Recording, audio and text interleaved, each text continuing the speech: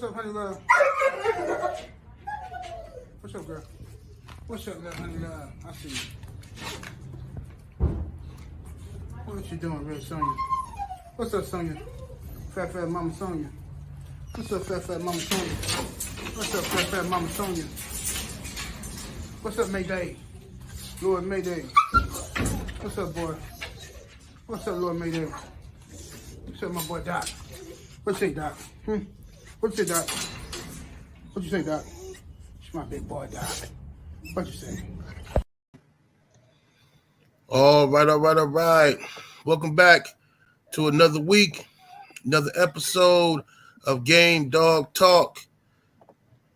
Salute. We got the panel in the building. We got, of course, the legendary Mr. Schoolboy, Richard Garcia. How you doing today, sir? I'm doing good. Welcome, everybody. Yes, indeed. Thanks. And we have the legendary Rasta Man Boone in the building. How you doing today, brother? Yeah, man. Them call him Irie. Things Irie, man. Yes, sir. Yes, sir. And salute to my brother. Welcome down, Ram. Big stepping in the building. What's up, Ram? Ram on mute. Ram he might have stepped out for a minute. But we got a good Ram, he just dipped out. He'll be back in here. Yeah. So how's everybody been doing? You know, I've been a little under the weather, you know what I mean? Trying to dodge this weird COVID, cold, flu. I don't know what this stuff is, man, but it's it's brutal out here in these streets, man. Yeah. You know, how y'all health been doing? Everybody been all right? Yeah. Been all right. Been all right. Yeah. Have some family members caught it, but they're doing all right. I pray for everybody. So yeah, if you believe in that, it helps. Believe me. Yes, sir. I just been taking all the herbs that they speak on taking and keeping that Theraflu around, drink me a little hot cup at night before I go to bed. You know what I'm saying? There you go. Yeah. And they say that helps too. Yeah. And then in the morning, I got the daytime stuff, Theraflu. So I drink me a cup of that before I go out. So, I'm just trying to arm myself, so that, and then I take me a couple of antibiotics, you know what I mean? Just trying, because we got to be out here when you're working with these cars and say, you out here, you got to be out here. Man. So, yeah. So, yeah. Yes, sir. Yes, sir. Let me do a quick roll call and roll up here and see what we got in the building. Shout out a couple of people before we get started.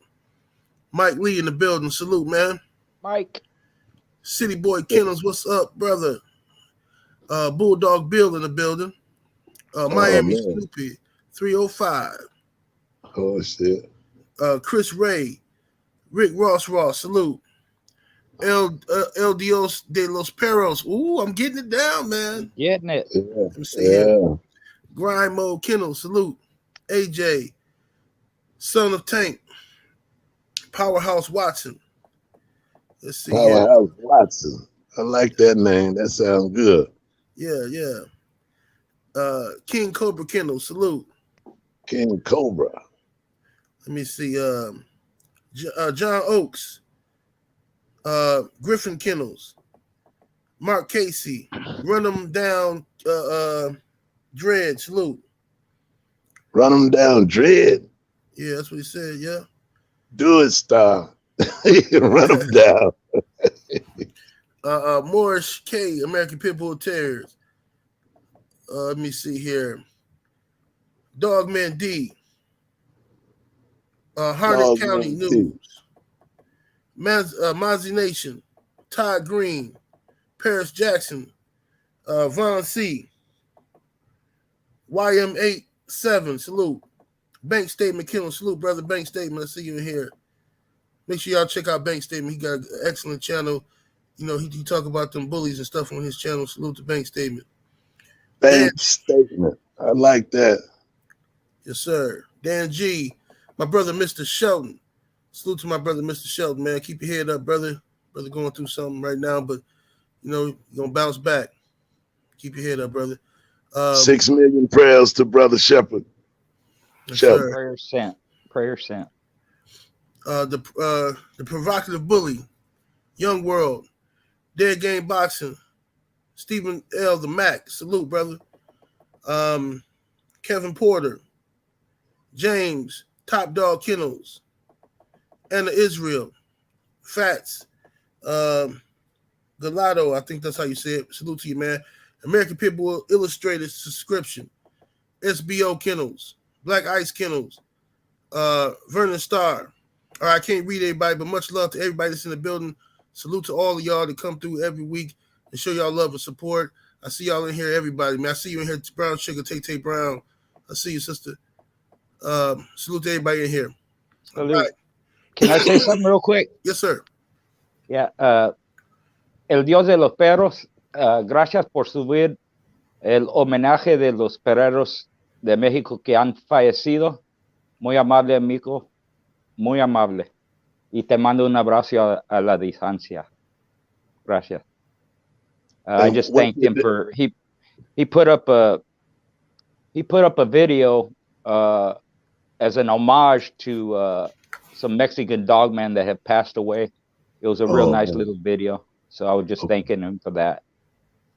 Well, tell him 6 million prayers to him and his whole family and organization. If you would do that in Spanish for me, say that from Rastaman, 6 million. No, from Rastaman and 78 Sports, 6 million prayers for family and friends. Got it. El Rastaman de parte de Rastaman y el 78 Sports te mandan abrazos. 6 millones, amigo. Gracias. Salute. Yes, sir. And salute to BN Boxing News in that super chat early, showing love. Much love and much appreciation, family. It says, Rottweilers, how can I stop his hair from shedding? A Rottweiler? Well, any dog, how can you stop his hair from shedding?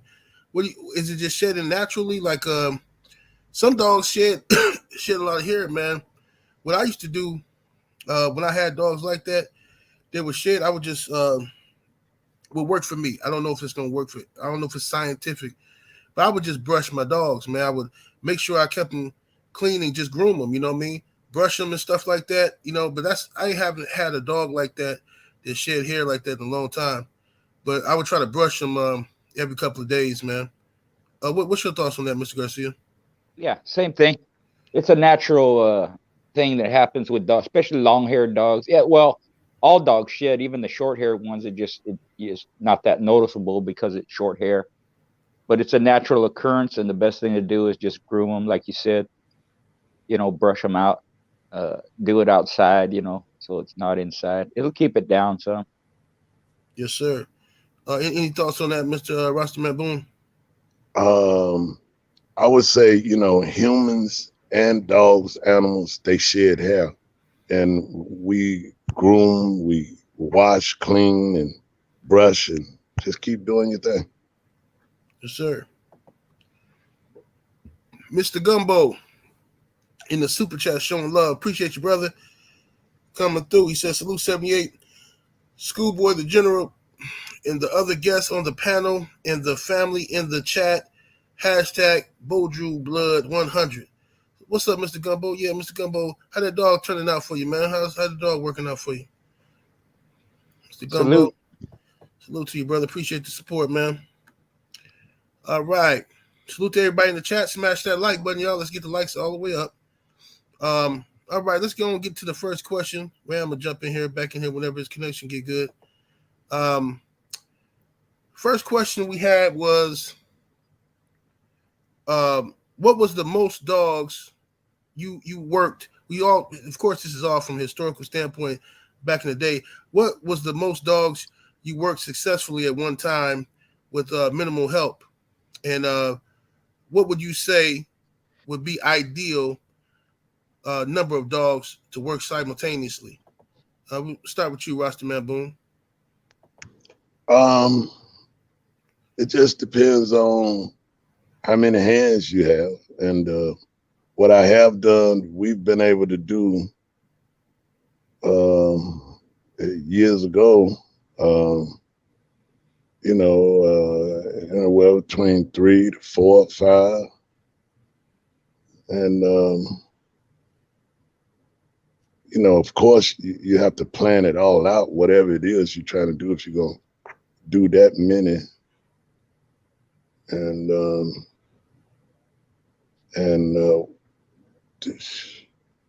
I just say be comfortable with whatever you decide to do. Sometimes people take on more than they can handle, you know, and it becomes a mental stress or a mental problem for them. And then that reaction go into the dogs where different things are happening to them, and then they not, you know, because they so stressed, they can't figure out how to balance it, and the dogs fall apart, they fall apart, or they get to the dance thinking they're ready to dance and everything fall apart. I would suggest that if you're gonna, you know, do that many, from that perspective, you got to make sure you calm, cool, collected, and patient, and seeing things with a clear eye to see everybody through. You know what I mean? Because it takes vision to understand, you know, when they is, when they ain't, why they ain't, and what they need to be doing. You know, all that goes into it. Yes, sir. Walking down Ram, you there, bro? Yeah, can you hear me? Yeah, we hear you good, brother. Yeah, brother, what's your take on that, man? How All many right. dogs? What's going on, y'all? Chilling, brother. What it is, Ram? All What's good. up? All good, brother. How many dogs, Ram, have you worked at one time? Condition, basically, have you worked at one time? And let me read you remember the question? Let me read it back to you. What was the All most right, dogs bet. you worked What was the most dogs you worked successfully at one time with minimum help? And what would you say would be the ideal number of dogs to work simultaneously?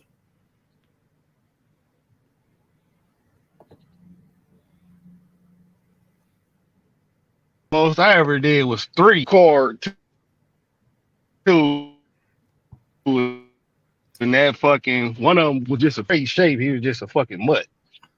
But yeah, 3, and that shit was stressful to the motherfucker, man. I wouldn't do it. I would only do 1 at a time, man. One at a time? Yeah, Ram, you breaking up a little bit. A lot of Okay, focus and dedication. Okay. You feel me? Ram, you breaking up, brother. Let me go to Mr. Garcia. Mr. Garcia, same question. Yeah. You know, what Rastaman said, that all true. And you know, when we're doing these dogs, a lot of times, especially when you have more experience, a lot of times you're testing yourself. You know, it's not the dogs in that respect that, you know, you're trying to I don't want to say break records, you know, but you're trying to do things that you know, for the experience and for just to see if you can do them, you know. So the most I did at one time was 4 dogs in 1 month period, right? So I did 2 on one night, did one the next weekend, skipped the weekend, and then the last week of the month, I did another one. And when I conditioned dogs, it was just me and my son. That's it. So it was hard, and I won the first 2. Both were in good shape. The third one, I screwed up the keep, and I did too much. I lost that one in 31 minutes. The first 2 I won in 1 hour 15 and 37 minutes. The third one I lost in 31 minutes. And then the fourth one, great shape, but I come up in weight 2 pounds, which I don't recommend. And you know, like I said, you know, even with experience, sometimes we make mistakes, but that's not an excuse. I thought I was going to win. I almost had it. It went 2 hours and 31 minutes, and he was in great shape. I've done 2 at a time. Other times did well, but it takes a lot of focus, a lot of time. You know, it all depends on how much time you have and how good you are, you know, because you're going to be overlapping keeps as dogs go on like that. If you're doing 4 at one night, then you're going to be there all night. You know, that's a long time. It takes a long time to do it, and it's best if you have help. And I'm speaking of the past, so I should say it was best if you had help back then. You know, I'm not condoning anything now, but like Rossman said, you know, you got to put a lot into it. You got to be right on time. You gotta give as much to one as you do all the other ones. So generally, when that happens, it's with the team, or you have other people in your circle that can help you. You know, like who can I, like OTK, put it that way. You know, there was 4 or 5 guys in their group, and each one would do one, so they could take 4 to a show. You know, like that. It's better that way than doing it all yourself. It was just something I wanted to do. I had good dogs, and you know, I was challenging myself as much as the dogs, but mistakes are going to be made sometimes, you know. Like I said, other times I did two on the same night, came out good. That I could handle, because that's a few hours working 2 on the same night, you know, back to back in a show. So I just worked them that way, you know. First one up, do him first. Second one up, do that keep, and that's the way the show would follow. So there's a lot to it. There's no set, you know. There's no set, you know, what number should you do. What, you know, it's what you're comfortable with, what you can do properly without taking away from the dogs. Right. It's not recommended for one guy to do that, unless maybe you could do it. Maybe if you're using in the past, like Don Mayfield used to talk about, he could do that because he was just using a cat mill, you know, for the most part, cat mill and treadmill. So that might have helped people in the past, you know, if they're using treadmills, you know, like that. It's not so physical on yourself either, you know. Yes, sir. Yes, sir. Another question we had was, how much time in advance did you need? Well, how much time in advance did you need to start conditioning a dog for a hunt? We'll start with you, Rasta Man. Before we leave that subject, one time we did a weekend on the question before. Yes, sir. And we did 5 dogs that weekend, and we came home with all 5 victories. But your question was what now? How much time in advance would you need to start conditioning? In the 70s, when we started out, it was like 3 weeks. You know, 3 weeks. Yeah, man. Yeah, 3 weeks, man. Get it together, and we'll see you. You know, and a lot of people did that, and then yeah. Oh man, I'm telling you. See, you know, I never when I came into the sport, it was strictly, you know, just combat. You know, that's just strictly, that's it. All that accolades and trophies, and I don't give a fuck about them. I ain't never did when I was young. You know what I mean? Right. All I wanted to do is be the best I can be, because, like, you know, I used to tell the kids that I used to coach, I said, big game players don't have to be told it's a big game. Right. It's a big game every day that we live. It's a big game every day. It ain't when you get to the dance, or it ain't when you prepare for the dance. It's a big game every day. So we got to treat it with that, like that, with the respect of detailing what we're gonna do to make sure, whether it's 3 weeks, 6 weeks, 8 weeks, 12 weeks, that we're gonna be the best that we can be in to get that performance. Because that's what it's about, performance. You could talk about who the mama was, the daddy was, the cousin was, the uncle was. You can talk about all that. But if you don't get that motherfucker to get that performance, that shit don't mean nothing. So to prepare, it just depends on the individual. Like I said, in the early days, it was 3 weeks. And so, you know, and that's, you know, that's the way we ended it, you know. And so, but now, you know, I'm assuming you see the different videos and things, and people saying this, people saying that. So I guess, you know, people, you know, choose to do, you know, whatever it is they want to do, 8 weeks, 12 weeks, a year. A motherfucker talk about it a whole 2 years, talking about what he gonna do. 6 months keep. 6 months keep. Hey, the baddest motherfucker in the world. Man. Well, let's see. Oh, go ahead, brother Boone. Nah, I'm through, man. Go ahead. Okay. Mr. Garcia, what's your take on that?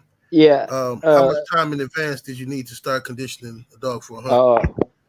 Well, like Boone said, starting off early, you know, in them early days, I did 1 in 2 weeks, 11 days, you know, and people might say, well, those are off the chain. Well, no, because you have a specified weight, you got a bet, you got a referee, you got rules, all that stuff.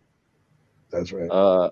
You know, one of them, the 2 week one, we won in 2 hours and 20 minutes against a good opponent. It was a good show, man. So you can't do that unless the dog is in some kind of shape.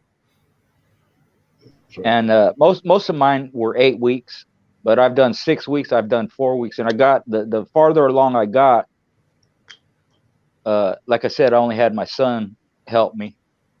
So we would regularly exercise our dog. The dogs we were using for matches, they would get regular exercise. And I don't mean every day.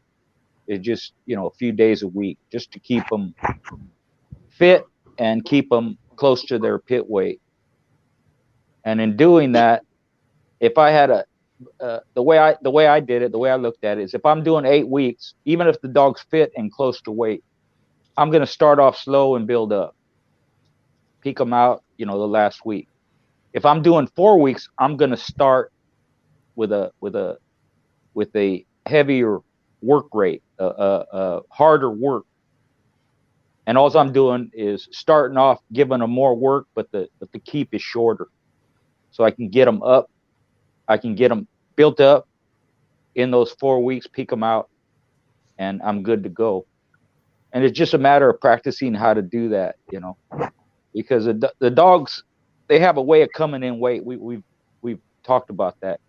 They'll come down to their natural pit weight if you condition them properly, you feed them properly. And for me, it was easy because my feed was I had a daily feed, and I also supplemented them daily with the same stuff I put in their keep. So all I did when I started putting a dog through keep was just give them more food, and I added meat and brown rice, stuff like that, you know. But the kibble supplements was the same, and I just increased by giving them real food. And the real food was the same thing that was in their kibble. So it was a real easy transition. There was no getting accustomed to a different feed or anything like that. So I did quite a few 4-week keeps, and they did good. You know, it's just a matter of, you know, it's like a athlete. You know, if you're relatively fit, you work out regularly. You know, not pushing yourself, not peaking yourself out. You're in pretty good shape. You can do a keep in a relatively short time, unless maybe I don't know. I'm not familiar with steroids. Maybe that would, you know, that's different. Maybe you can't use steroids in a 4-week keep. I don't know. I don't have the expertise, but I didn't use them anyway, so it didn't matter. So that's basically, you know, if you call me up in the middle of the season, you know, which would be, for me, it was, you know, like to talk about, we took off during the summertime. So anywhere from September to May, you call me anytime during that, you had to wait. And if you want to try and, you know, be slick or whatever and catch me off guard on a short keep, it wasn't going to happen because my dogs were ready anyway. So I could do that. And that's what some people did, you know. They'll try and catch you short. You know, if your keep is set, you know, I need 8 weeks, I need 12 weeks. There's nothing wrong with that. But mine wasn't really like that. I could do it in 6 weeks or 4 weeks even. Okay. Let me read this super chat here. Salute to D Cox in the super chat. Much love and much appreciation, man. He says, got a dogo. We hunt about once a month in southern Oklahoma. I want to get into weight pulling. What's the best conditioning and what age should I start? You got Dogo Argentino. I don't know if we know nothing about that, man. What do you say, Mr. Garcia? You know, weight pulling, there's some people that start them real young, you know. I wouldn't advise it. At least wait till after a year, and you'd have to have a setup to. It's best to have a setup if you can with some kind of cart and put weights on it, you know. And you can do it with dragging weights like that too, you know. But to get the dog accustomed to pulling weight, you're going to have to introduce them to that sport, you know. Because most dogs, not most, but a lot of dogs, they won't just get on there and pull weight. They don't know how to do it, and they'll get to where they start. They want to go forward, and they'll start jumping up and down, you know. Right. So what you want to do is you want to have that cart empty. You want to have the dog hooked up to the cart, and then you want to be behind the cart with a lead clipped onto the cart, and you can encourage a dog to go forward. If he bears down and goes forward, you just follow him. Ease up on the lead and just walk with him. If he doesn't, he starts jumping up and down, going crazy side to side. You just hold the cart still till he does settle down, and then slowly, little by little, you just let him move forward. So he'll get the idea that he has to pull straight forward. But I would start off, you know, dragging weights if you don't have a cart, and just increase it. And you don't have to train your dog with hundreds or even thousands of pounds to get them to be a good weight puller, because you know, a lot of people don't have that availability. So if you can get them to drag weights, that would be the best way to do it. And depending on the size of the dog, how much, what's your availability to weights. A lot of people use chains, they use tires, but just get them into that motion of bearing down and pulling straight forward. And even with your dog, you can have your lead hold on to him, and don't let him walk forward until he's settled down and moving straight forward in a straight line. And then you just ease up, kind of follow him. You can even hold back on the lead. If he's pulling good, hold back on it, and he'll feel some of that resistance. But that's what I would do. I've judged some, and I've seen a lot of them. You know, I wasn't really into weight pulling, but it's a good sport to get into. It's legal and it's fun. Dogs love it. You know, the ones that are, most of them, you know, that are good at it, they really enjoy it. Yes, sir. Brother Boone, you have any advice on or any knowledge of weight pulling, or when he should get in that? What if I was him and he's trying to introduce his young pup or his young dog, is do an imitation. You know, get your harness and probably like a weight pulling harness, and just put like a sled, something light. You know what I mean? Something light, and get where you can walk him, and he'll pull that sled. You know what I mean? And as he get used to it, to doing it, now you put a little weight on it. You don't put a whole lot. You put a little weight on it. You get the pulling that. You know what I mean? And you just taking your time, increasing the weight. Maybe get it up. If he weighed 50, 60 pounds, maybe get the weight up to 25. You know, just let him stick with that for a while. You know what I mean? And as he develop and mature and get older, and then go on YouTube and find some of those videos that talk about those dogs and they weight pull contests, because it's always good to hear what different people have to say, and see what different people are doing, and you can do something to take a little bit from this, that, to make it better for you. Yes, sir. Salute to my brother Big Dose 51 Trey in the super chat. Appreciate the love, man. He says, I wonder if any of the dog men here know my uncle Go-Go from Cincinnati. He says, plus, I have a cold steroid story where 100K was on the line with McNasty. Yeah, I'm gonna get that up out you, Big Dose. Get that story up out you one of these days. Salute to you, man. Let me see here. Let me get to this next question here. Historically speaking, was a dog dead game if he died in the box or during aftercare? Did it matter? What's the true definition of dead game? That's a story. We talked about this prior, but new people come in all the time. So historically speaking, what was the definition of dead game, Rastaman Boone? The definition of a dead game to me is one that can take the punishment and continue to go. Even though he know he can't win, but he don't know he losing.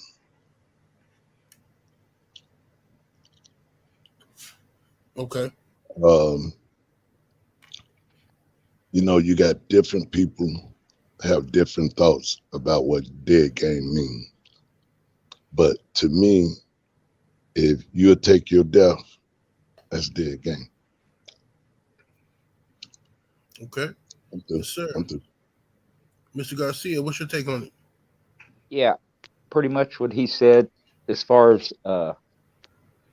you'll take your death. You know, it seems kind of gruesome, but you know, if you try and put yourself or at least try and understand the way the dog feels, it's like Boone said, they don't know they're losing. They don't care they're losing. You know, they're going to stay there. There's been some that have died in the box like that, and there's some that die immediately afterwards, like right as you step out. There's some that are given everything they got, and they fall out right there, and they don't survive. You know, there's a point, and I don't think I talked about this, but and maybe Boone has noticed this. But there's a, when it gets down to the wire like that, and it don't have to take a lot of time, but it's generally in a long drawn out match like that, there's a smell that the dogs give off. And I've explained it to a vet, and I've explained it. They think it's the smell of bile, right? And when you get to that point where you smell that, it's real hard to save a dog after that. It could be they're shutting down. It could be they're expiring. But it's like a stink kind of, you know, that comes out. And you know, I'm along those lines. You know, if you want to just put it like that, a dead game dog is one who dies doing what he's doing. But there's some that you know, that can't make it. They'll fall out right there. Or some they pick up as soon as you step over, or a couple of minutes later, they expire. When you see that gameness, I keep saying this, you know what it is. You don't question it. You know, it's almost like the dog should have quit, but he didn't.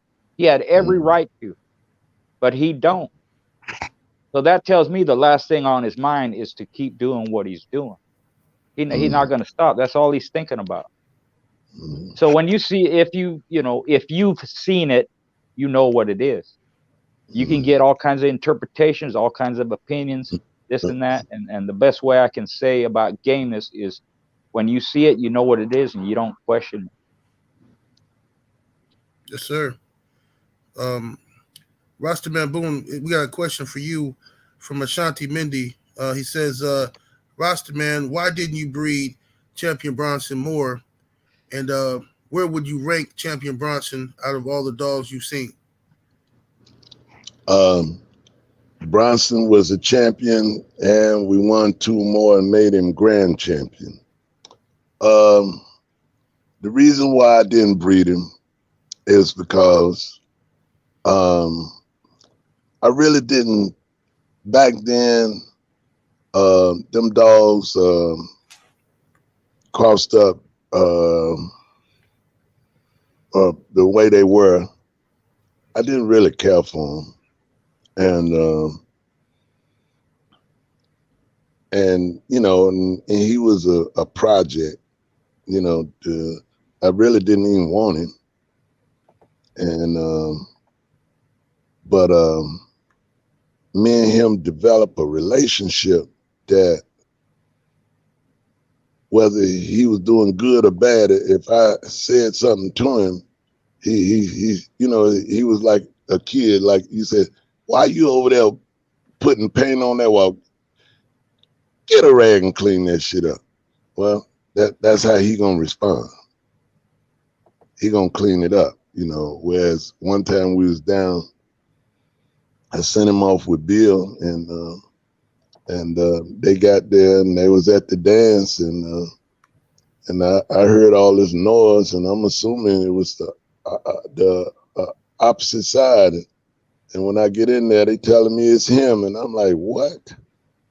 I couldn't believe it. You know, I was just blown away to hear how loud he was screaming. I ain't never heard him do that.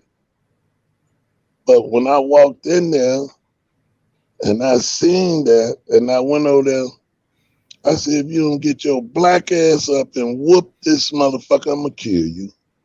Right. Man, he jumped. Man, that son of bitch jumped up and he killed the dog. He left him right there.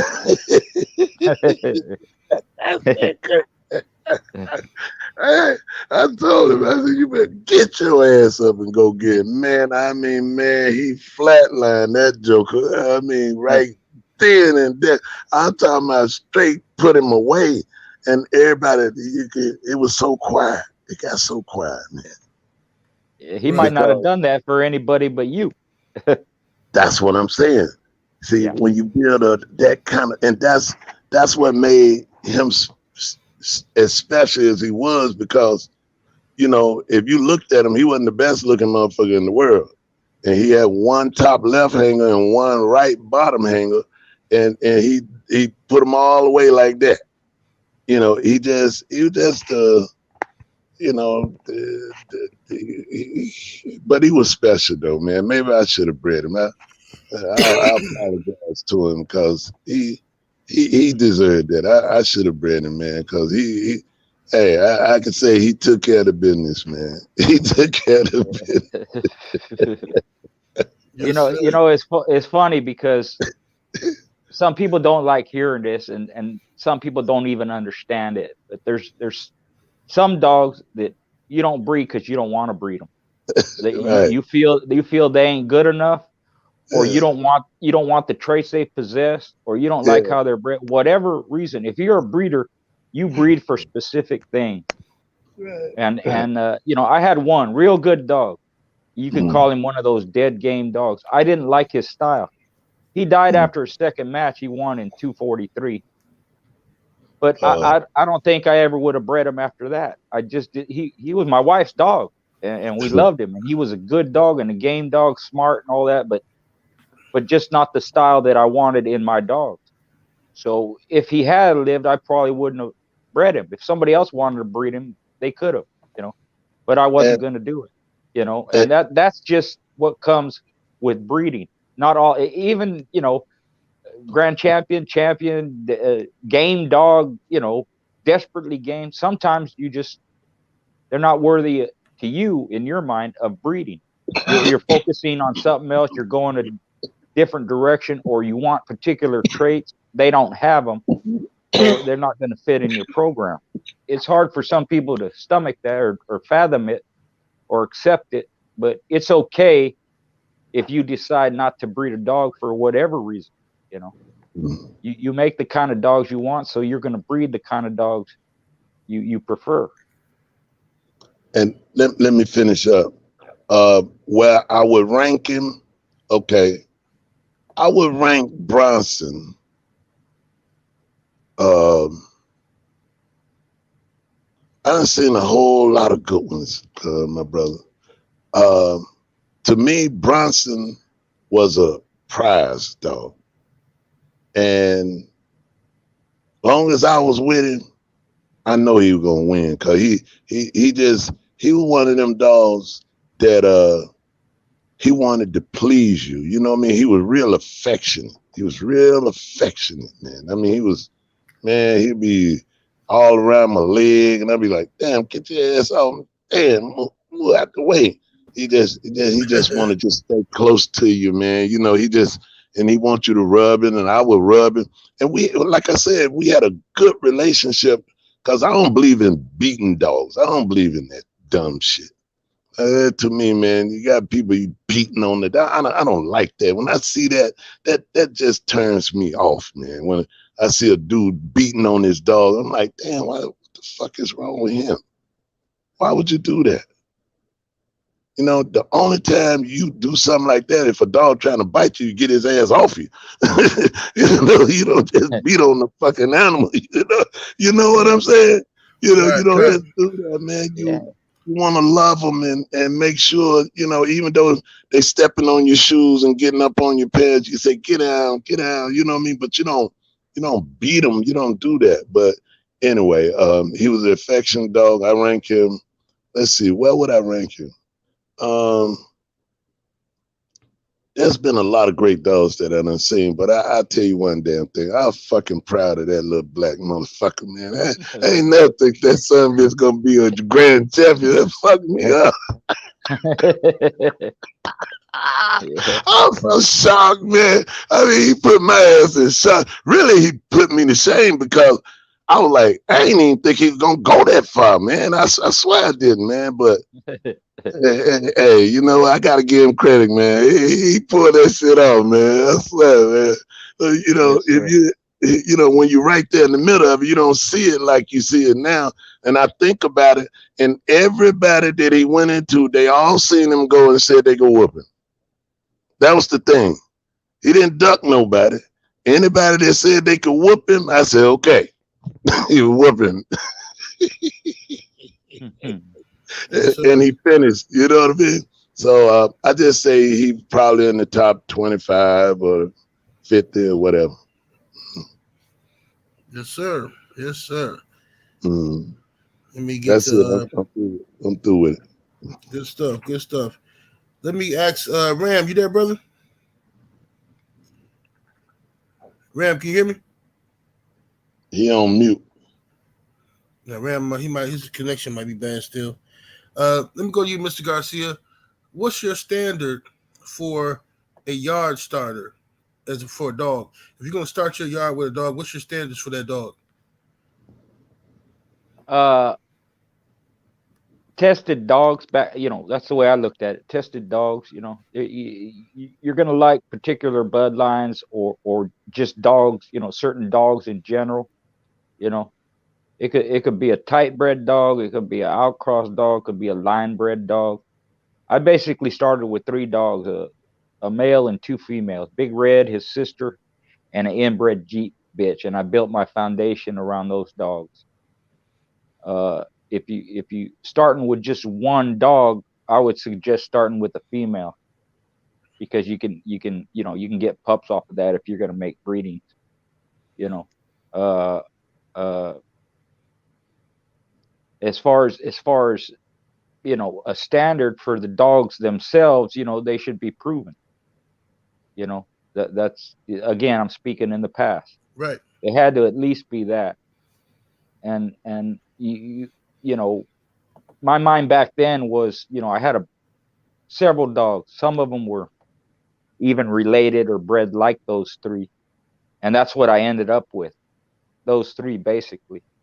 And I was just going to start that way and breed them and go like that. But I wanted a little bit more. So I ended up matching Big Red and his sister. They both won. And I just went from there. Sissy, the inbred Jeep bitch, I didn't match her. She had a lot of the Jeep traits. She was intense and strong like that, focused but she didn't have a lot of ability. She didn't have much mouth.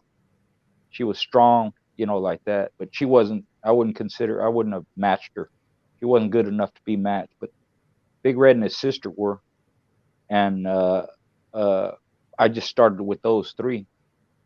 and I built from there.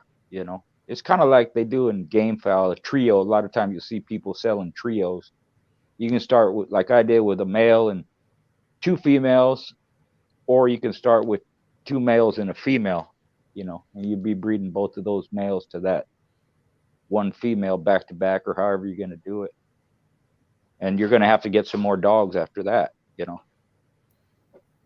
But that was basically it. I started with, I wanted tested dogs and I wanted performers too. And I just went from there.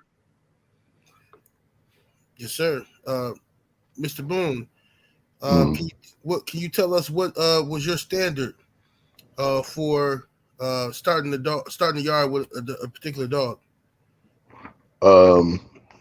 Well, you know, coming through in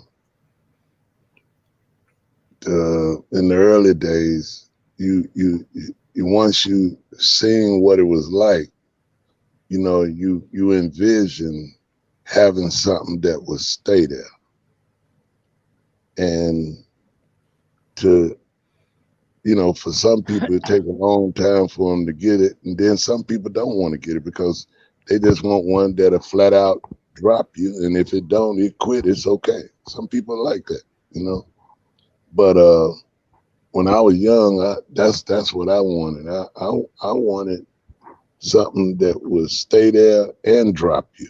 You know, I wanted both, and so I bought a bunch of ZEBO dogs, and then I waited on the REDBOY outlaw dogs to have pups, and I mixed the two, you know, and then after we went into the blinded female and the intensity that she brought to the dance, I said, man, I need to breed my males to some of that stuff, you know, mix it with the latest Stone stuff, you know. And so I did. I had 2 females off of Whitey and Jeep, and I brought them into my program. I bred my Crazy Red dog to one of them, and then I bred my Nimrod dog, which was Crazy Red's son, to the other one, and then I bred Lady Stone's son, which was off of Ike and her, and I bred him to one of the females, and that's how I crossed it up, you know. I liked it blinded that much, you know, that drive she had, and, you know, that relentlessness, you know what I mean? I liked it, everything about it, man, the way she came, you know. And so I said, I need to put some of that, you know, I just felt like I could add that to what I already had. And so that's what, you know, we wind up doing. Yes, sir. Yeah. Yes, sir. Salute to Robert Tucker in the super chat. Much love and much appreciation, fam. He says, what happened to that one 18-year-old from a while ago whose brother went to jail and he ended up having to take on a yard of 11 dogs? He sold those dogs. I asked him about that. He ended up selling them. He put an ad out on one of those little pedigree websites. He put an ad out over there. He ended up selling all them dogs, man. Thank you for asking, though, bro. Robert Trucker, thank you for the support. Let's see here. Another question we got here is, historically speaking, could 2 dogs show great mouth while also going 2 hours plus with a hog? You know, we can start with you, Rasta, man. What's your thoughts on that? Okay. That, you know, one thing about these dogs is anything you think ain't possible can be possible, you know. So can 2 dogs show mouth and then be game and be there for a while? Right. I done seen that. Yeah. You know, I've seen some things that, you know, a lot of people felt like it shouldn't have never happened, but still come out with a victory. If you take the Titan dog when he went against Hurricane. Hurricane was a 39. He was a 39 or 40-pound male, and I think they brought him to 38. And Titan was like a 35-pound male, and we brought him up to 38. And boy, he lost a lot of his headgear, you know. And I mean, if you ever talk to anybody that don't, I mean, it was like, you know, couldn't nobody believe it, but he straight, you know, he straight took old boy out and made him, you know, just made him pack it in, man. So, yeah, it's possible, you know, just depends on the situation. Now, Grand Champion Bronson Sr., you know, I seen him, him and Hedder, they went, what, 3 hours and 10 minutes? Mm-hmm. And Hedder, you know, he had already lost his headgear, but Hedder finished it. You know what I'm saying? Right. And they stayed, no out of hopes, no turns, no nothing for 3 hours. And so, you know, I'm thinking, damn, how the hell we gonna win? You know, so I'm like, shit, man, we gotta win this thing here, man. But both of them laying there, it's cold as hell. So I said, shit, man, tell them, man, you know, let us scratch the win, shit. Oh, that black motherfucker ain't gonna scratch. Shit, man, tell them, man. So they say, okay, they agree. And man, when they agreed, I went to dance. And I said, well, goddamn, I thought they was some dog men. Ain't no fucking way I would agree to that.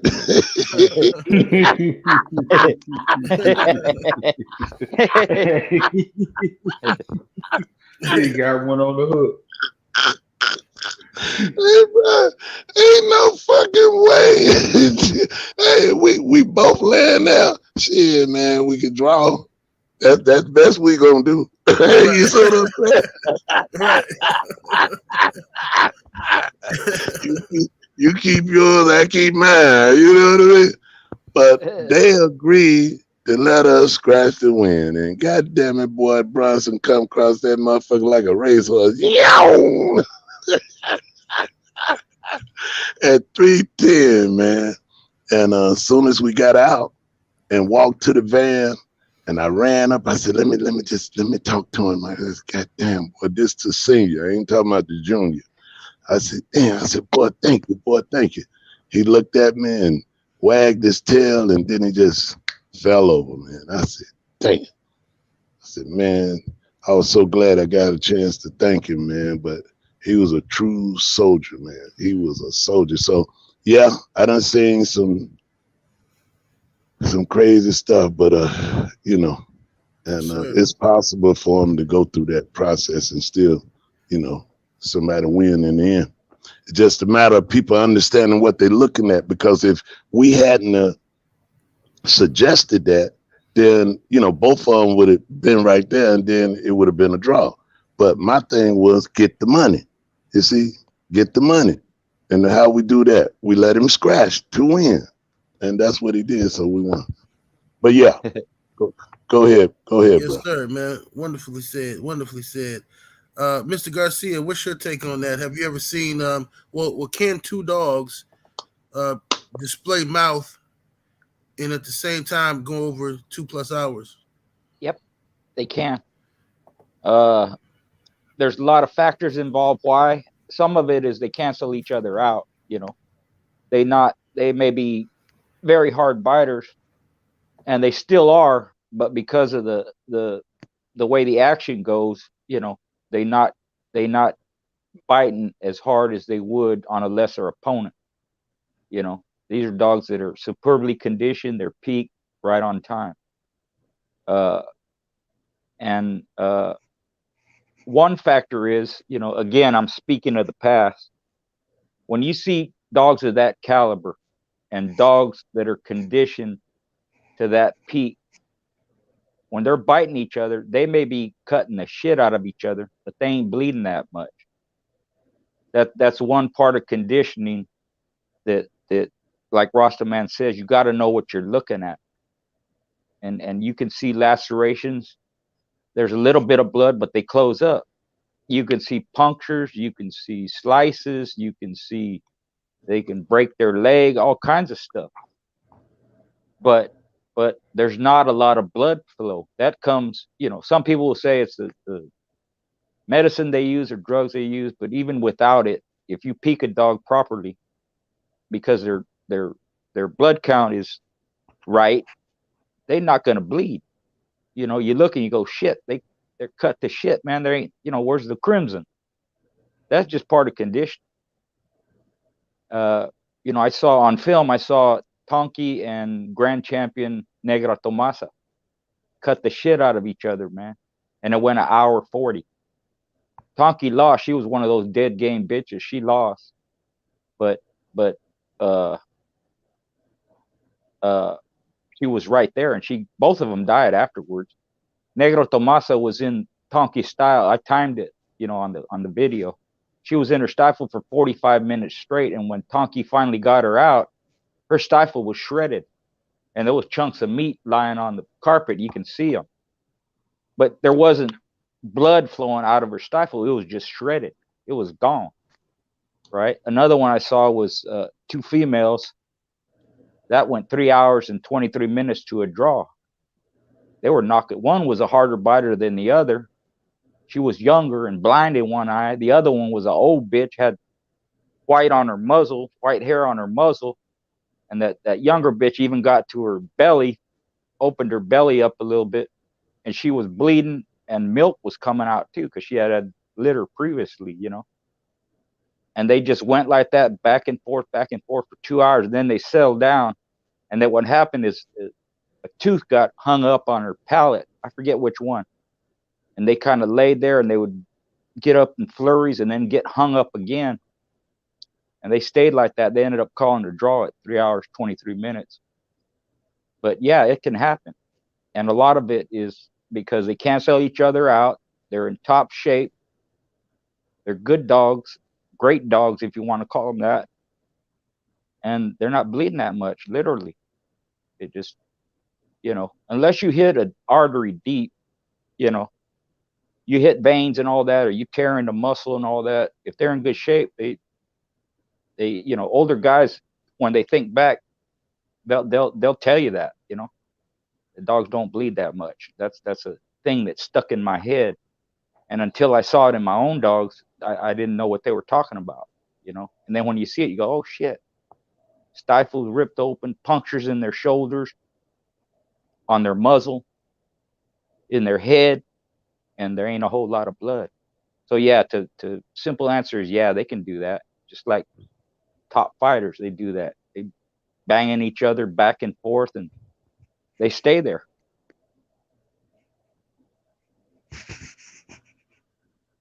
Yes, sir. Yes, sir. Let me go to brother Eli. Eli, you there? Yeah, I'm here. What's up, brother Eli? Join the What's panel. going on? Salute, brother. Welcome. Yeah, I want to What's ask you the What's same happening, question, brother Eli. Well, first of all, what's going on to the fellas, and salute to the chat. Y'all tuned in. We appreciate y'all. Yes, sir. On my behalf, man, Schoolboy, you answered that perfectly. That's exactly what I was thinking as far as how they cancel each other out. I seen somebody in the chat say if they alligators, and they never seen it like that. But if one are alligator, then you probably won't see it like that. But if both are, and they both are skilled, smart animals, good ability, then that changes that factor. If one even is very good at something, one cannot absolutely not be on the same level as the other. But they can be good, just like Schoolboy said. Being able to be smart and skilled is like having a good jab. If you can jab a motherfucker to death and keep them off of you and keep them resetting, you can make them look like you can make a good motherfucker look like shit, but two motherfuckers that got a jab and a high ring IQ. How many times you see the best fight the best and you never get a knockout? You never get a knockout because shit, they are both on that level. And that's why the fight goes to 12 rounds. Same deal with this right here. It'll go 2 hours because you can't get that you can't get that knockout blow. You can't put everything you got into it. The animals are smart too. People don't get these dogs enough credit. They smart. They can't put everything into what they got. So they pace themselves, they reserve. That's when y'all were talking earlier and Rosser was talking and he was talking about he looked for that intensity and looking for that skill and that finish. I love a good, smart animal. If you can pace yourself and stay on top and stay out of the way and stay out of trouble and know when to turn it up and be deliberate it's a difference. That's what old timers used to tell me about Molly B. They said she was so deliberate. She can do what she needed to do in three holes because deliberate. You broke out there, Eli. You you on mute right now. Unmute yourself. No, I was saying, my bad. I had a phone call come in while you were I was saying, no, that was my thoughts on it. I mean, if they are both that good, they gonna cancel each other out, and especially if they're in great shape. When they're in great shape, hey, you can be there. Pack them up. And that's what most good conditions gonna tell you. You know, and pack them up. That's an excellent point too, Eli. Before I go to Ram, that's an excellent point because when you look at the boxing perspective, right? If you look way back in the days before boxing gloves, them fights used to go 15, 20 rounds, 30 rounds, unlimited rounds and shit with no fucking gloves. But these dudes are knockout artists. How does that happen? Because both guys respect each other. Both guys are durable. And, you know what I mean? It's not as simple as like you fighting, you know, I don't know how I can explain it. Or even, I think if you look at it like this, when you have two top level competitors, they both know the damage they both can inflict. And I think dogs are smart enough to know how to preserve themselves. I think they're smart enough. I don't think that dogs are as ignorant as people think they is. That's the best way I can say it. Walking down around, Big Steppin'. Yo, can you hear me? Yes, sir, man. What's your take on that, bro? Man, I always bring this match up because I learned a lot in it, and that was Red Jack versus Yantas. We both in physical peak condition. We both fucking game to the motherfucking last drop. Yantas biting like a shark. Red Jack biting like a fucking T-Rex. And we went 130. Red Jack lost it from the fucking back of his fucking nose where it start up to his eyes. Lost all of that. Wasn't bleeding all over the place. Wasn't hollering, wasn't screaming. Still pushing forward. Went an hour plus. You feel me? So it does happen. And that's because when you at the top, it's not that fucking easy. You know? Like our favorite fighters we like on the come up, they smashing everybody. But when you start fighting other fucking champions and good ass motherfuckers, you going 12 rounds with them. I don't give a fuck if you land on them flush the whole fight. He ain't going down. That motherfucker is a bulldog. Gorilla. Exactly. For real. And he in shape. Like OG Garcia was saying, that motherfucker is in great shape. So ain't nobody leaking. It ain't blood all over the place. It's fucking best of the best, man. So that shit gonna happen. I was telling the young homeboy last week, you know, don't expect to go 2 hours, but be prepared to go 2 hours. And he was under the impression that the same thing is this question. And I'm like, I had to break it down like I just did. Like when we both at the top, I'm fucking banging and slanging, you banging and slanging. It's coming down to the fucking best dog at that time. You feel me? Motherfuckers bringing alligator mouths all the time and they go long. How long did ZEBO go against Greaser, OG Garcia? 3 hours Shit, plus. like two. No. Almost 2 hours. Yeah, Almost 2 ZEBO hours. And it wasn't like ZEBO was killing him the whole way. When he was done, his head looked like a basketball because exactly. you know. He got a pumpkin head, but Yeah, that's the level of competition, though.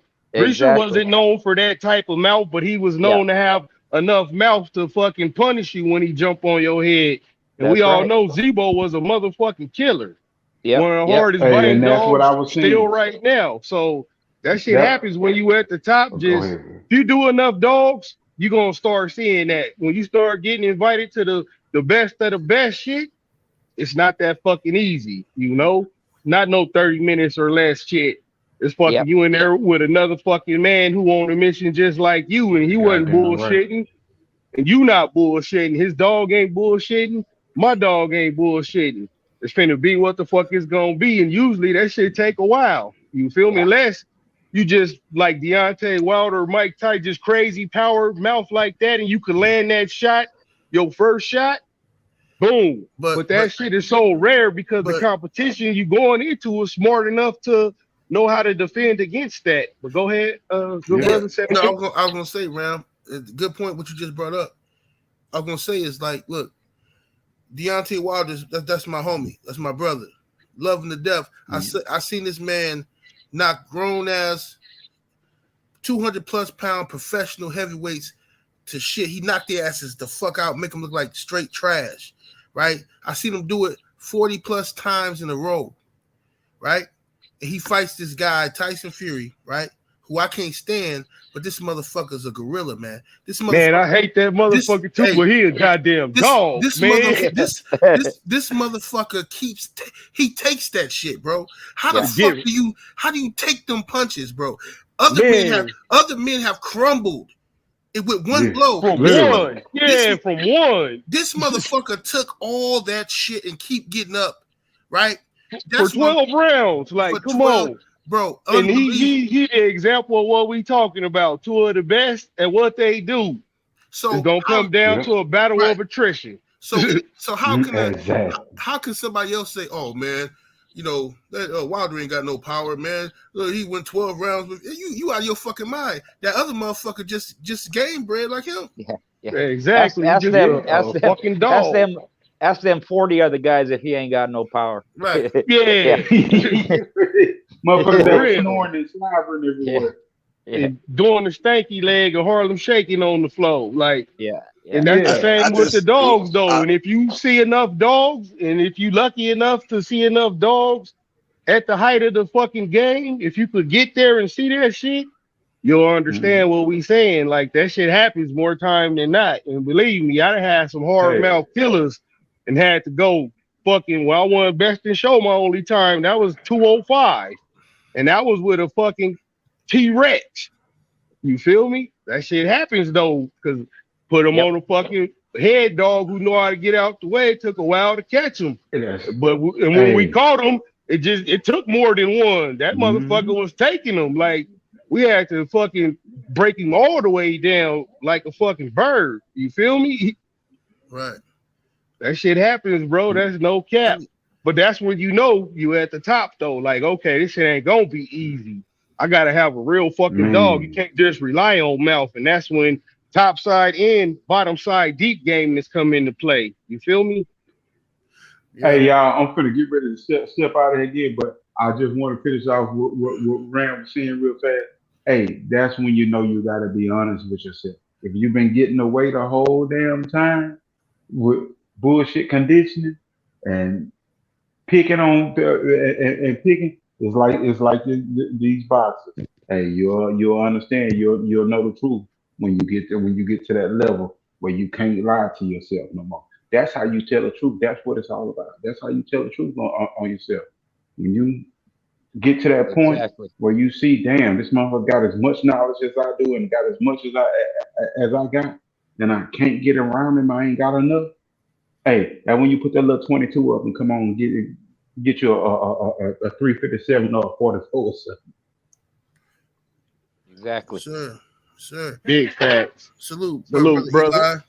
Salute. Good talking to you. Brother Eli. It was good hearing from you, man.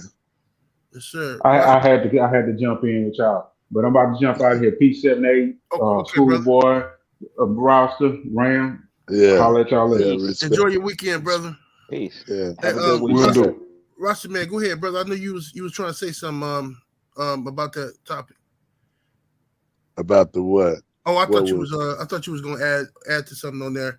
That topic. I thought you was talking. My bad.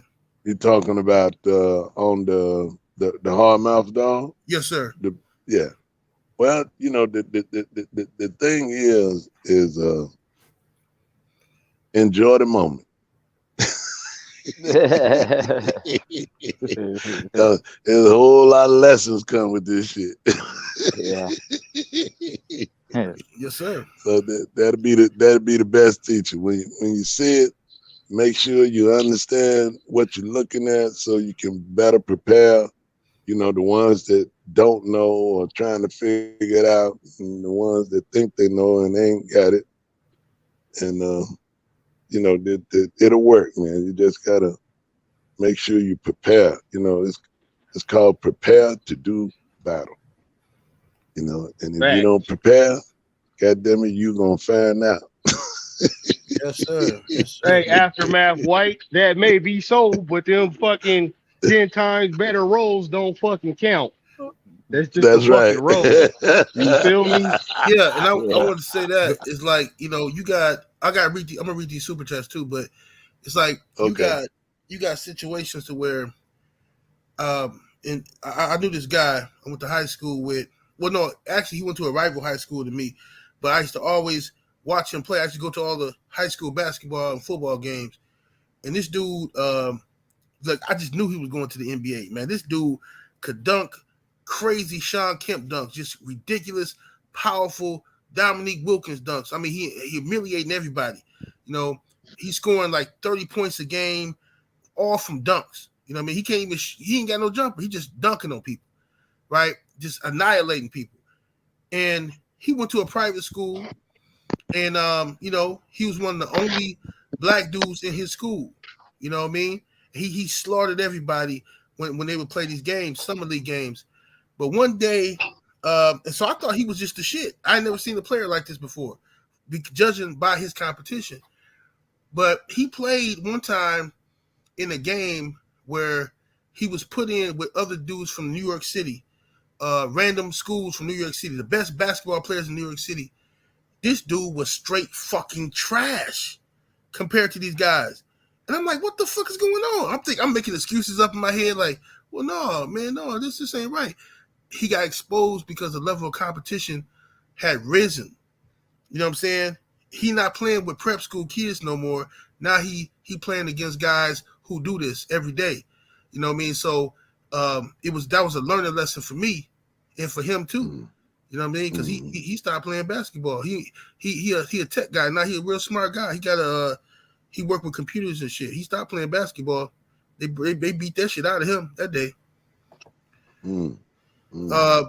Robert Trucker in the super chat, much love and much appreciation. He says, would y'all be interested in selling some type of keep book? I'll buy from anyone on the panel. He says, I'll pay for that feeding and conditioning. Schoolboy, don't you have some book out? Yeah, I got my keep for sale. It's only $55, and you can get a hold of me on Messenger. Yes, sir. It's kind of different from other keeps. It's not day by day. It's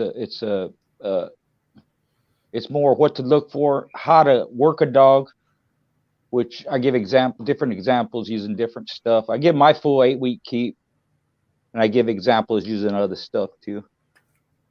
I want to see that. You know, Yeah, I'm always I like a good keep to read. Yeah. Just I get good feedback from it. Hell People, yeah. they use bits here and there, but just get a hold of me, Ram. Text me tomorrow or something, and then I'll send you one out. But yeah, anybody on the panel that wants one, just let me know. Fuck yeah. Hell it has man. my feed and supplements too, which you can feed however you want to feed. It's more the idea of how to work a dog, how I did it, and what you can do. that kind of stuff. And I give Hell an yeah. example, you know, I have a little calendar, how I did the work, you know, basically. It's just like a guideline mostly, you know. Yep. Yeah, that's good shit. I don't know, man. My keep wouldn't be, $55. That's my pride and joy, Yeah, I yeah, fucking yeah. molded that Well, shit, yeah, and did good you with know as it. well as I do, most people ain't gonna give their keep out. And if they do, it might not be complete or whatever, you know. Yeah, like I'll And give you my keep, you my partner. You yeah, feel yeah, me? like Like that. you my Well, OG. I'll yeah, give yeah, you my yeah, keep. yeah. If But you did yeah, I that, would just I wouldn't share it. You know, I wouldn't yeah, I share already yours. know. That's Yeah, why I wouldn't have no yeah, problem giving it yeah, you, A, yeah, Rasta Man, OG Bot. I know yeah, y'all keep that under y'all hat. But yeah, yeah. even though I have I a ain't bunch. even active no more, but Yeah, still I have a hard time letting yeah, motherfuckers see yeah, that shit if I don't yeah, know you. yeah. Exactly. Yeah, I have a bunch of them, different, you know, people just like you're saying, Ram. You know, they sent me this and that just so I could see. You know, I was interested how they did it. And you know, if I still had dogs, it was still back in the day. Up now, I'd borrow from everybody. You know, I'd try this and that and do and see whatever works. 'Cause that's what most people do. You know, it's good to have if you can get a hold of somebody's keep. It's good to have it because inevitably you're gonna do it your own way anyway. It's just an aid to help you and give you some understanding of how to work a dog, why you do certain things, what to look for, how they should look, how they should act, how to get that heart rate up. See, and I You like know, that because when you get a keep from a serious competitor, like you get his philosophy behind the dogs with it there you too. go. When you Good go point. into it, so you get to learn, his thought patterns and shit like that on what made him great. You feel Exactly. me? Good Mhm. point. Good point. Rusty Man Boone, do you have any are you interested in putting any information about your keeps out? Nope, you gotta let me get it first. Well, because I asked that. I asked that because if you are interested in that, I don't know if you already know or not. I'm sure Schoolboy knows some stuff too, but I know some people that can help you. Put a book out or something if you want to do that. Yeah. Shit, put Well, me on shit. I don't want to be old and have to write a book. I want to start yeah, now too. Shit. yeah. Yeah. Yeah, that sounds interesting, 78.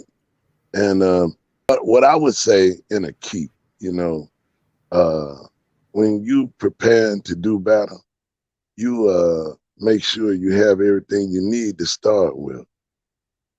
And you want to been done research to understand whatever you do, how it's going to enhance his body and his cellular system. As you go through that process, he shouldn't look the same. He should look different, meaning he should look better. And you figure out what it is you want to do. You stick with it, go through that process, and see what your results are in the end.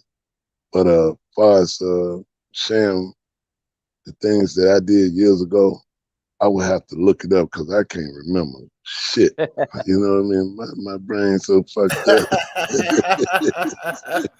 Hey, you see, Rasta Man always got the throw off when we ask about the key. Last time he said it's about the love, and I got the program. He ain't give a Ned game. Not one drop of game was given. I like that.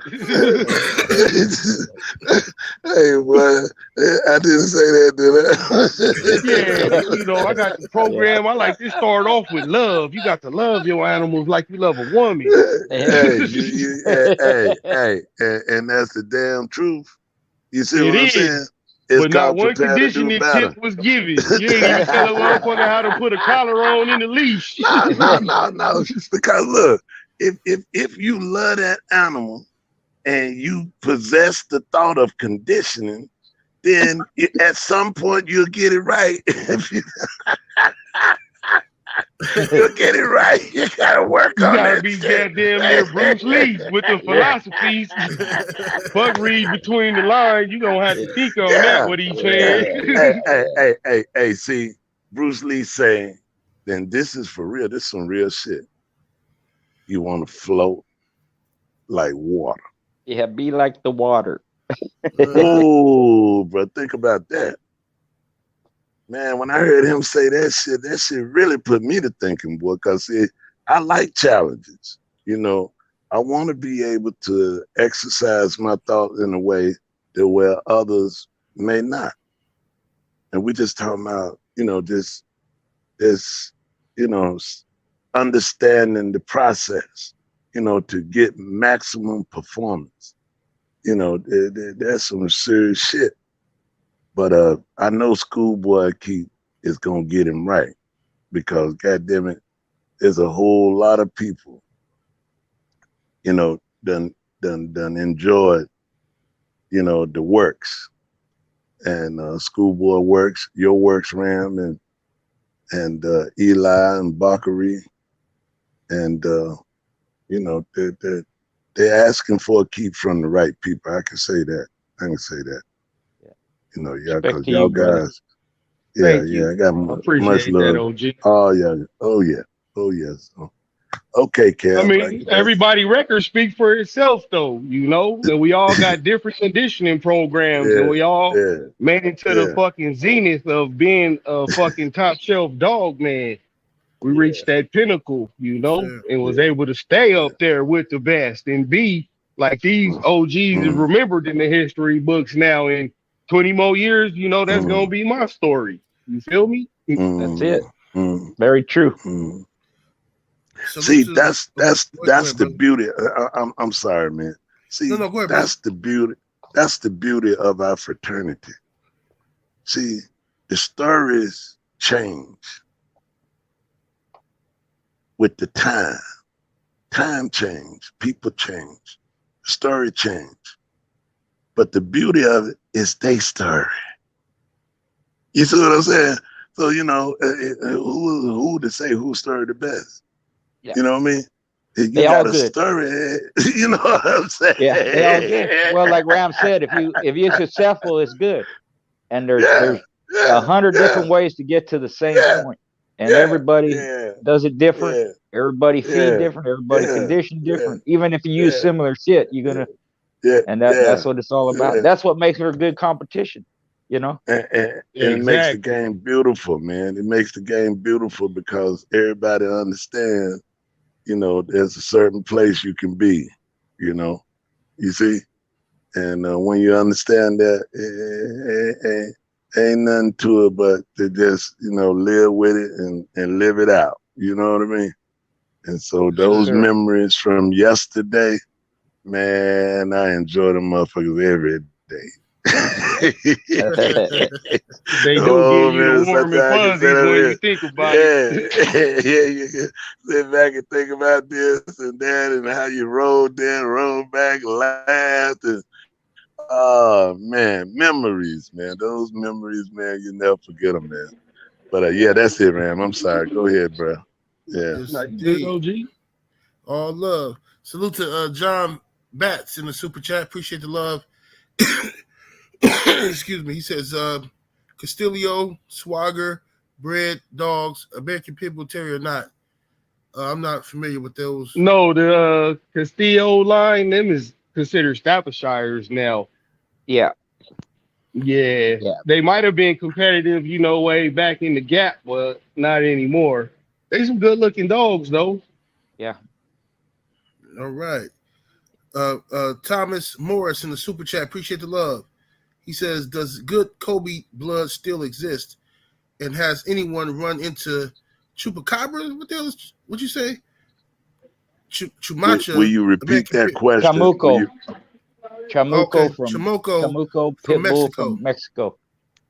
Will you repeat the question? Start from the beginning because you blanked in and out on me. Okay.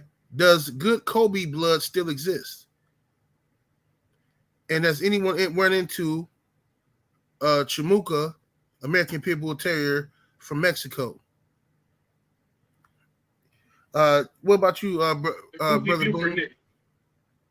I wouldn't know nobody that's doing nothing like that. But the other part of the question is what now? Mr. Garcia, what's the name of it? What's that word here? Chamuca? Yeah. Far as the Colby, I don't know. You know, there probably is. You know, there'll be that's some people Kobe that dogs. say That's that say that they have some. You know, I don't doubt it. I'm not familiar with any. The Chamuco dog, there's two of them. The one I'm familiar with is Champion Chamuco, bred by Rancherita Kennels. He's off of Bean. Bean was a REDBOY dog, and the bottom side is that little gator, and he even has a little bit of my stuff in it. Okay, yeah, I heard of them dogs. He was a badass dog, man. He won his first three all three of them under 30 minutes. He was a hard biting dog, had all the tools. Some people call him an ace, you know. And his fourth match, he was a little off. And he had just like we're talking about earlier, he had a real fast opponent, head dog, but Chamuco just kept on him. About the hour mark, he got the dog in the stifle, and the dog's ears went up like that, like, oh shit. And his eyes got real wide, and he stopped him in an hour 17. So he had heart too. But there's another Chamuco. I don't know how he's bred. I'm not familiar with him, but the one I'm familiar with is from Rancherita Kennels. He's a REDBOY little gator dog kind of. Okay. Good dog, man. One of the best I've seen. Let me say this. Yeah, we have access to some Kobe bred dogs. Yeah. So if somebody was interested in some, I got a friend of mine, he has them. And if he's interested in buying one, are we able to give him our number or something? Just have them. I would say just drop their email in the chat or make a comment under this video with your email, man, and I'll get back with y'all. I email y'all for the keep and all that. I wouldn't give your phone number out. I mean, cause, okay. You never. My bad. The Kobe dogs, I know where they at, but my partner ain't giving nothing away. And them the real deal Kobe shit. So much so that I fucking bred it into my shit before I got out the game and had some. I had a fucking dime dog in the 2000s. You feel me? That's how good that shit was. Yeah, but we'll figure out a way. If you guys got emails or something like that, we'll figure out a way for people to contact the members of the panel without getting their actual phone numbers, because the phone number stuff. The phone number stuff is dangerous, because anybody can call you and say some stupid shit on the phone, and now you party to a crime or some stupid shit, you know. Call me with that stupid shit if you want to. There'll be a bunch of 6-0s outside your house. You feel me?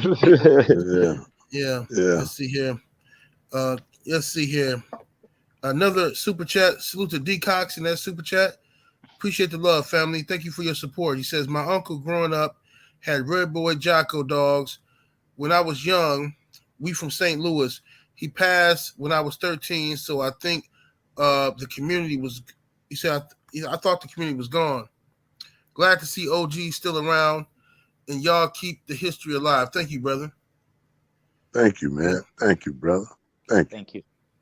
Yeah, and that's what I try to do on this show, man, is bring people to the panel that can educate myself and educate y'all, and just that's not on some drama, and not because the game dog community is always some bullshit. It's always this person don't like this person, fuck this guy, beef and all that dumb shit. We just want some education, man. That's all. Just some education, man. But see, the game wasn't made for us to be at one another individually. The game was made for us to enjoy a gentleman's sport. And most of the people had on their derby and their baggy pants, suit and tie. Back in the day, it was just, people just came to enjoy themselves, not to see who can act the most foolish. Somebody, you want to get there and, you talking all stupid and you saying all kind of dumb shit.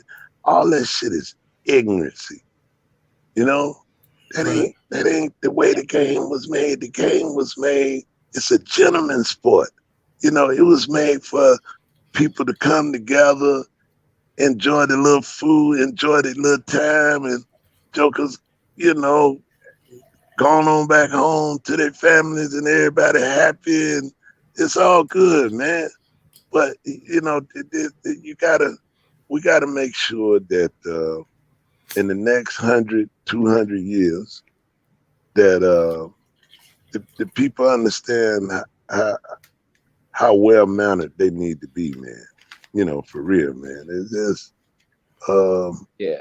you know, that's the way it was when we was in it, and you know, everybody just respect one another, and we laughed and joked, and you know, if you won, cool.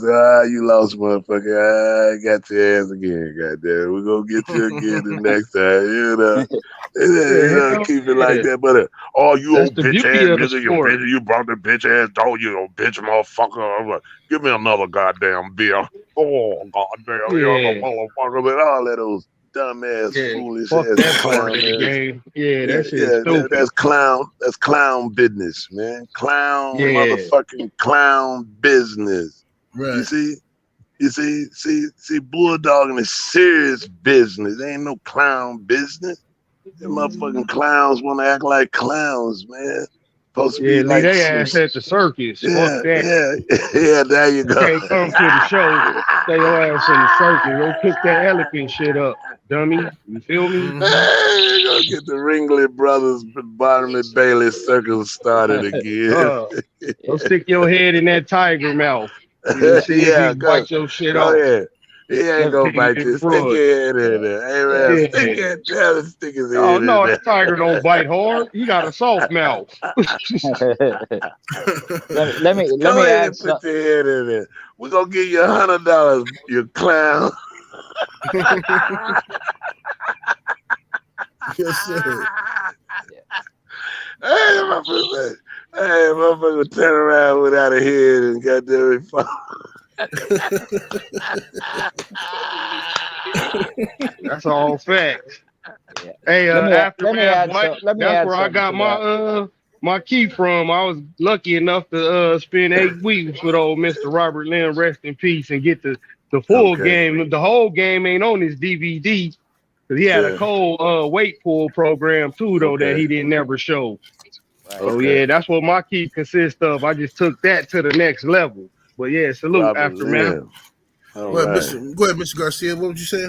Yeah, I was just gonna add something to what Ross the man was saying. You know, there's some people love that drama. They feed on it. And I'll say this: over time, it's going to eat at you. It's going to play on you. It's going to affect your health. It's going to affect your family. It's all good and fun when you're in the moment, but over time, it ain't. Man, you ain't going to sleep good at night. You're going to be looking over your shoulder. You're going to say something to the wrong person. Don't even get involved in it. Ignore it, because it and I've seen this over and over and over through the years, how it fucks with people. And you'll even see it on Facebook. They'll have some argument, this and that, and then the next day, next week, you know, they posting some other shit, how they ain't healthy, and they, you know, everybody's fucking with them, and blah blah blah, and this and that. Don't get involved in it in the first place, man, because it will catch up to you. If you have a conscience, it's gonna catch up to you. Yes, sir. Believe me. Yes, sir. And I tell people all the time, I don't know if people think I'm just playing or what it is. I'm a very mild-mannered guy. You know what I mean? I show everybody respect because I don't like problems. And I don't like, me saying I don't like problems is not, that don't mean I'm a punk or I'm afraid of problems. It means that I would rather avoid problems and show everybody respect and hope that those people show me respect, because I've been on the other end of that. You know what I mean? I know what happens when it's beef, when it's real, when it's serious, and people are trying to kill each other. And this person know where your mother stay, and you know, and you gotta move your family, you know, in the middle of the night and go get some rinky-dink ass hotel because somebody know where you live, and you gotta go try to kill these motherfuckers to make sure your family's safe and all that. Then you end up in jail, in prison, some fucking where, and you still can't protect your fucking family. It's just dumb shit. But see, that's what I'm speaking from actual facts. A lot of people is speaking because they never been through stuff like that before. I don't like that kind of trouble. So if I can avoid trouble, I avoid it because once it goes to that level of drama, then it's serious. You know, you know, there's no coming back from that. You know, once you go there and you force somebody to black out, they're gonna black the fuck out on you. You know what I mean? You know, and then I went through a situation where, you know, I blacked out for damn near a year. Everybody told me, hey, look, you finna end up in prison. You're gonna be dead or you're gonna end up in prison. I'm hearing your name too much in these streets. All my loved ones told me, my uncles, my mother, my siblings, my friends, everybody say, hey man, you need to calm the fuck down because, you know, I'm hearing your name too much out here. And I thought I was Superman. I thought I was king of the world. Couldn't be faded. You know what I mean? Next thing I know, I did some stupid shit. Police come to my house, arrest me, threaten to take my kids, all kind of stupid shit. Now you gotta go to trial and fight for your fucking life. Look, you know, try to turn my woman against me. They try to do everything. You know what I mean? Had to fight the state of Wisconsin. I was facing 120 years. You know, 120 years. You know, when you add up all the charges. You know what I mean? And with a plea for 75. You know, feel me? and beat that shit. I went to trial. You know what I'm saying? Fought that shit, beat that shit, and I vowed at that moment. I made a promise to the universe. I said, look here, if I get out of this shit, I'm changing my life. Period. I don't give a fuck. I said, look, I'm just gonna promise, you know, to God, the ancestors, whoever listening, if I get out of this, I'm changing my life. You know what I'm saying? I don't want no more static. So since then, the devil will always test you. They'll play with you. They'll keep throwing people don't know who you are. You just an internet guy. You know, you talk dogs on the internet. You talk about boxing. People don't know who you are, so they fuck with you. They keep fucking with you and fucking with you. But I gotta be every day. I gotta tell myself, hey man, you lucky to be alive. You lucky to be free. You know what I'm saying? Fuck what these dudes talking about, man. Just stay focused. You know what I mean? Because if you slip back into that stupid shit and you go do something to somebody, now what? You know what I mean? You know what I mean? Who gonna be here to walk my daughters down the aisle to get married and shit like that? You know what I mean? Like, I don't got time for that stupid shit. You can't even get a nigga to walk your dog. You know what I'm saying? And that's and I'm not trying to go all deep and shit. I'm just saying, my point is that we as dog men, you got some feedback on your end, man. We as dog men, we all love dogs. You know what I mean? We all want to talk about the dogs and all that shit. I'm sure everybody felt like they had the best dogs. They had the best dogs out here in the world. Whatever, cool, great. You know what I'm saying? I'm not in that conversation. You know what I mean? I was never some legendary dog man. I talk to the legends. I respect the game, right? But I don't want no problems, man. I really don't, bro. Trust me, I don't want no problems. I want to fucking talk about these dogs, enjoy my fucking time, and be good, man. Because I already know what happened. If it end up being a problem with any of these knuckleheads, they're gonna be the first ones in court raising their hand, testifying. That's what always happened. Salute to Big Dose 51 Trey in the super chat. Much love and much appreciation. He says, was Blondie Jeep down the line because I had a dog that had a dog. He said, I had a dog that had a dog named Blondie in dog's in her bloodline, yeah, along with Honey Bunch and REDBOY. Mm-hmm. Now, I don't know. That was before my time. Mr. Garcia, if it's Havana Boys Blondie, that's the one that Rasta Man beat with what's her name? With Lady Stone. Yeah, that Blondie was off a Jeep and a Rascal bitch. So I don't know if that's the one you're talking about. But that Blondie was Jeep Rascal. It should say Havana Boys Champion Blondie on the pedigree if you have a pedigree. And, hey, salute to my brother, Imperial Flame Kennels. Salute to the brother came through here showing major love. Salute to Imperial Flame. He said the book should be a collab by this panel. #Jules. Salute to you, brother. I appreciate that support, man. Man, that'll have to be a limited edition $2,000 book. You man, hey, no, for real talk. Let me know. I mean, we'll talk about behind the scenes. I ain't gonna get nobody no ideas, man. We'll talk about it behind the scenes. Yeah. Hey, salute to Imperial Flame. Salute, bro. That's a good look too. He came through heavy. Yes, sir. Salute, Tay Brown. You know I'm down and make you smile, so I'll be around in the meanwhile. Yeah, yo, see on Tay fine ass. Yeah, salute to everybody in the chat. Tay, my brother, my brother Slick Rick up in here, man. Salute to everybody in the building. Let me see what we got here. Like real. What up, though? Salute to everybody in here, man. Appreciate y'all still fucking with us, even though we've been gone for a minute. That Yes, Rona sir. was on my ass, boy. Yeah, Ram. That's scratching on that hole. Ram was sick too, y'all. Just so y'all know. Yeah, hell yeah. I was in the hospital all week. That shit turned into pneumonia. Well, I'm like that Gamedog, man. You gotta kill every hair on me. I'm fucking original T1000. You gotta put that motherfucker in. You gotta melt that shit. I'm scratching. God damn it. My daughter went through that, Ram. She got COVID and pneumonia. Same thing. She's still hanging around. She's tough. Game. You gotta be game. Every hair. I mean it. You gonna take me out, you gotta get every hair, god damn it. Exactly. You need one hair alive, I'm gonna be back, god damn it. Yeah. Robert Trucker says, what is your messenger, Mr. Garcia? Don't have social media. I write you from my girls page though. I'm gonna get together with the brothers behind the panel, and I'm gonna get everybody's some type of email or some type of contact information that I can put together so you can contact them without having their phone number. Yeah. My messenger is it's just Richard Garcia. It'd be a picture of me with glasses and my wife. She's the pretty one. Yeah.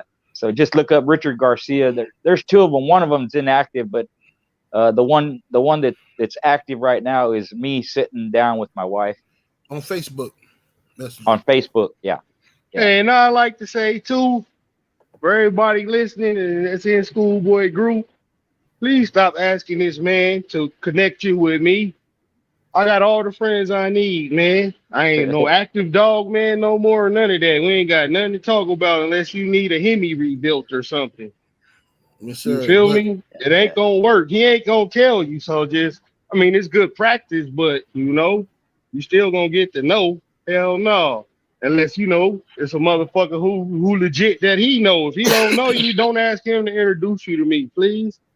I'm not trying to be nobody's friend like that, man. And that's not fair to the OG, you know, because I'm the asshole. I'm telling you right now, no new niggas. We don't feel that.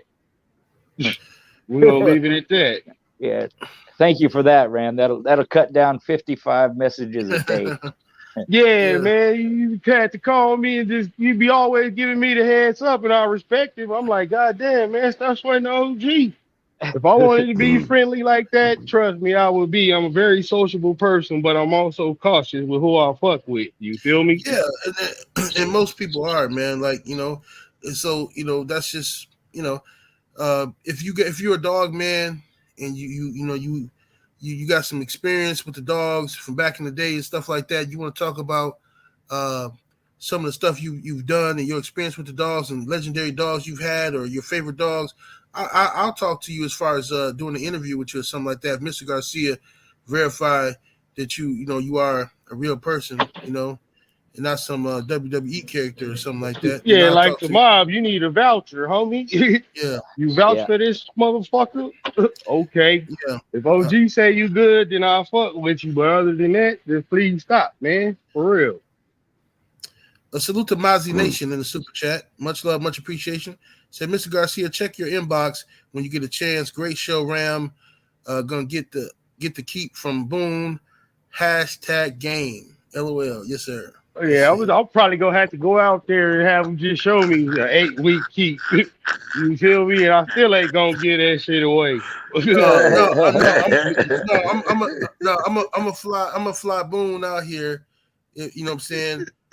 In a few months in the spring, once the snow leave, fly Boone out here, man. I'm gonna show him a good time, show him around the city. Y'all welcome to come out here. I'm gonna get that keep out of Boone. I'm gonna get him out. Oh, Lord. I'm gonna There you pull up go. too then with There them you go. bags. We gonna get Boone hella high, and you know he like them ladies. So we gonna have a whole bunch of bad ones and all that. And in the morning, he gonna wake up. We gonna be on the yard with the I'm gonna snack take. meal, the cat meal, everything. Like, show us I'm what gonna, to do, OG. I'm gonna take you out to my spot. I got this spot, man, called the Packer House. I go to, man. It's a nice little restaurant called the Packer House, man. Sell the best beef Wellington. Y'all like beef Wellington? You ever had beef Wellington? Yeah. Hell What is yeah! I that? only Man, eat land animals, so Yeah. hell yeah. man, they sell some beef Wellington, man. It's so good, man. The sauce is some A1, man. It's beautiful, man. I'm telling you, man. It's expensive It's like spot, but don't worry about beef that. ribs or steak or something like that. Oh no, beef Wellington. It's a beef. It's a fillet. It's a beef Oh, fillet, tender beef, right? Tenderloin beef, and then you okay. and it's surrounded by mushrooms and bread. It's baked. Okay, Okay. It's wrapped in puff pastry. yeah, it's Yeah. baked, Yeah. man, and it comes with a sauce, man, and it's a Okay. beautiful thing, man. I'm telling you, you know what I That's mean? It's a good. beautiful Yeah, thing. Good. I like to That's my check that out. That sounds I good. got you. Don't worry about it. I got you. Yeah. I mean, it's gonna be a pretty thing serving it to you too. Don't worry about that. Hell yeah. Yes, sir. Yeah. Hey, look here. We're gonna have some big stone peppers. Running Yes, sir. around the mill. Yes, That sir. old stud dog still producing, hey. Yes, sir. Hey, we're gonna have some big stone peppers. Yes, sir. Salute to Thomas Yeah. Morris in that super chat. Says, what line do you think produced the most calm game dogs? Interesting question. Mr. Garcia, what's your take on that? Calm. I think I mentioned this before. I would say the Heinzel dogs, like that. They're most the ones I'm familiar with, anyways. They were the type that a lot of them could get along with other dogs. They were good with people, make good house dogs. They a lot of them knew, they were that type, knew when to turn it on and when not to. Easy to breed. You know, they don't fight bitches. Bitches don't fight the males. Stuff like that.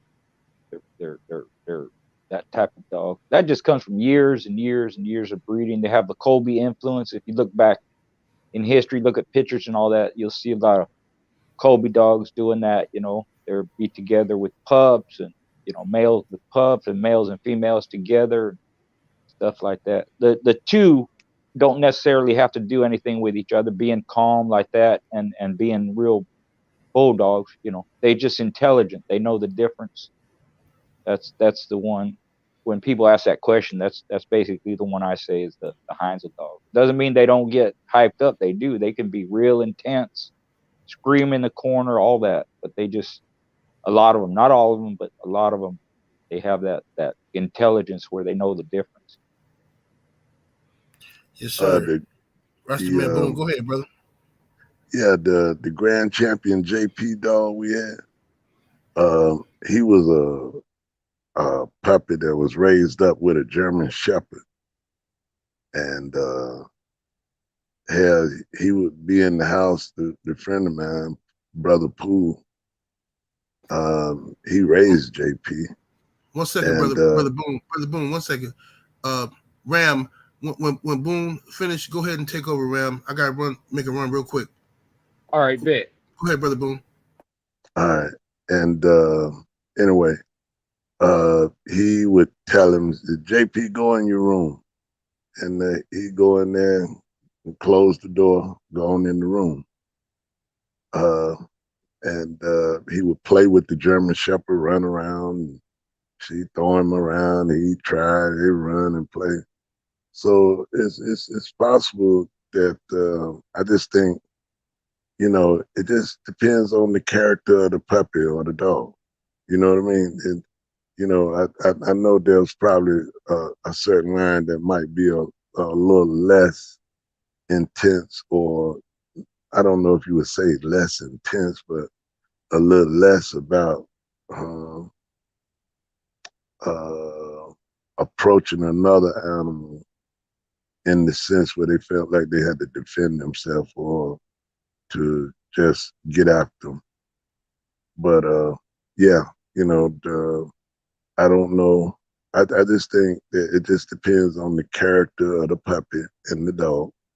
And I've seen a lot of people, you know, take the dogs and they make them house family pets, you know. And another dog can come in, and then some of them won't let another dog come in. Then some of them will. It just, I think it just depends on the dog. Yes, sir. Yeah, Yes, sir. yeah, Oh, man. facts. I would say, I'll make it easy for you. Whichever dog don't got Jeep, Bolio, or Red Boy in it up close. Them three motherfuckers is the loudest dogs on earth.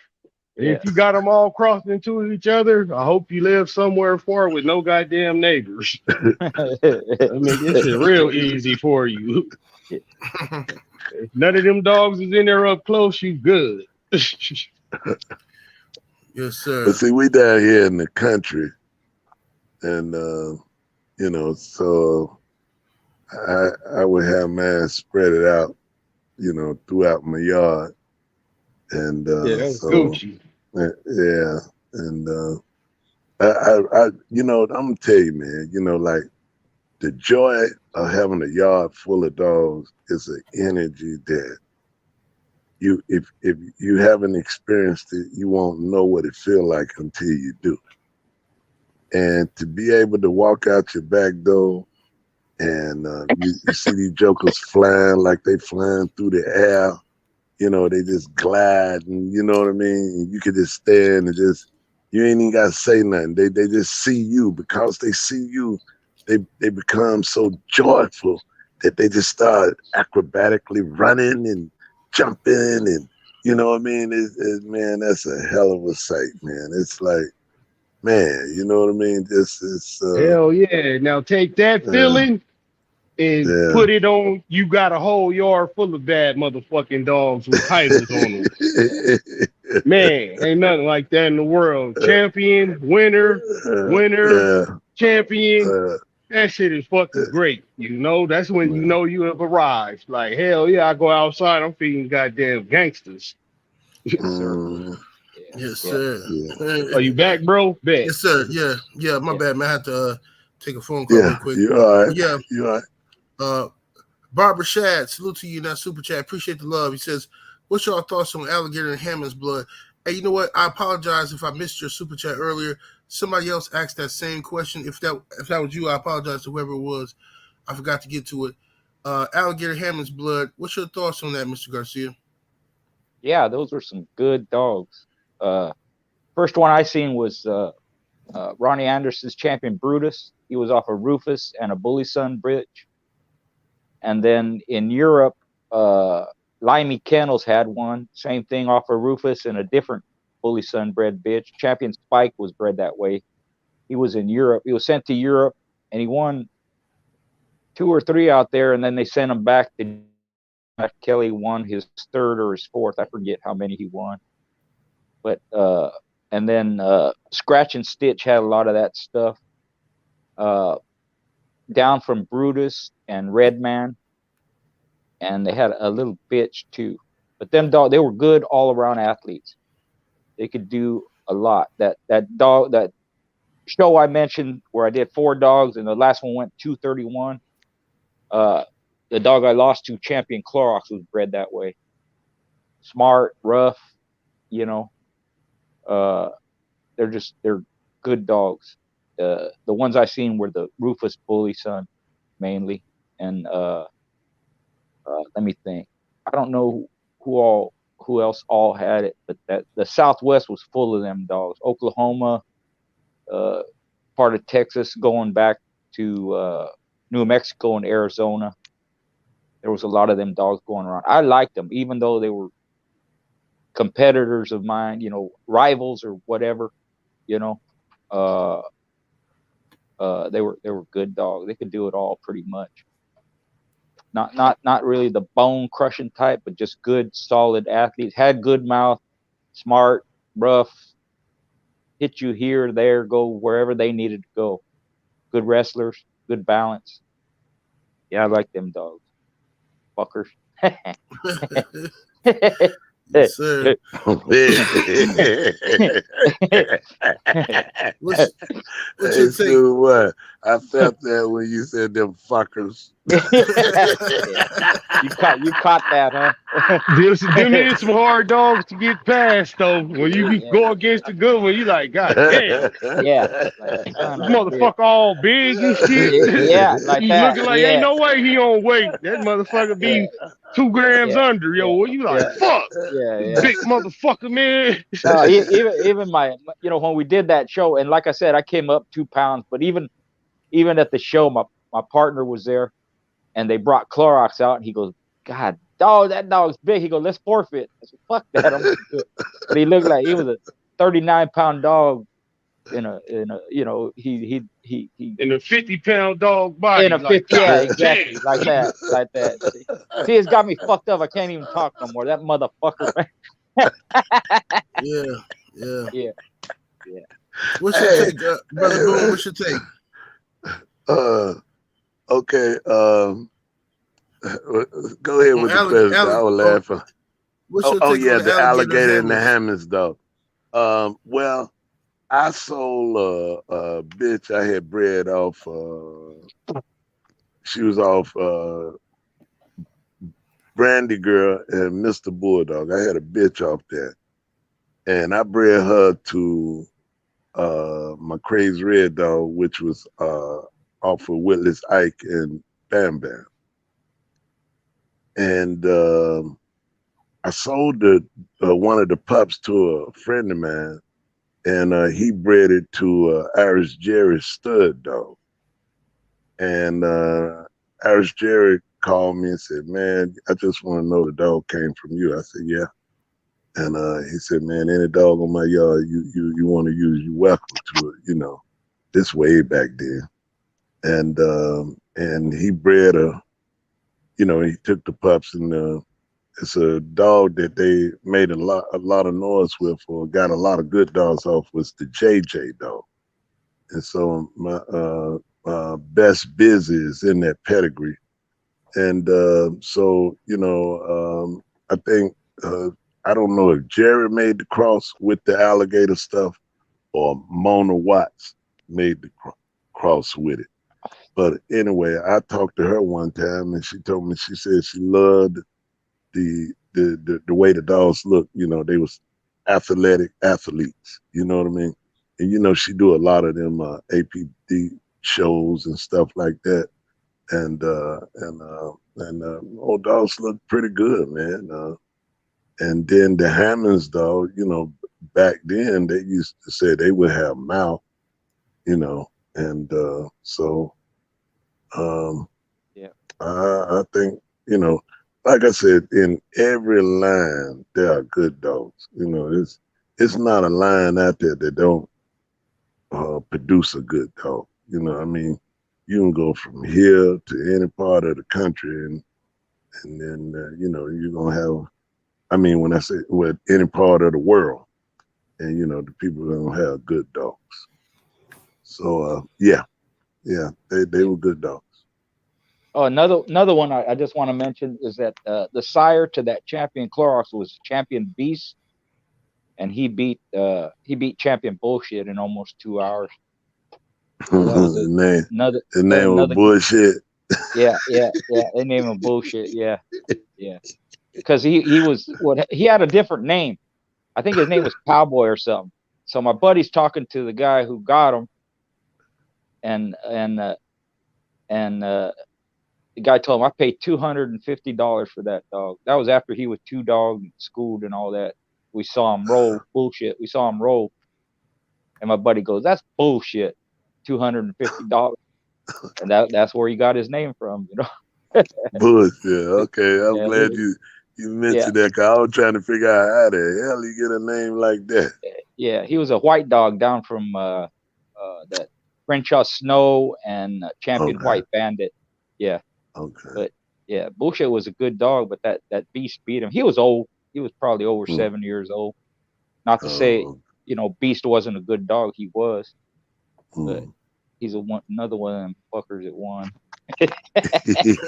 One of them motherfuckers, Yeah. son of a bitch.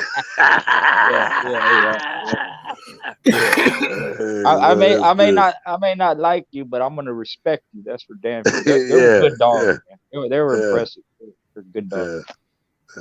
Yes, sir. Salute to D Cox back in that super chat showing love. Appreciate you, man.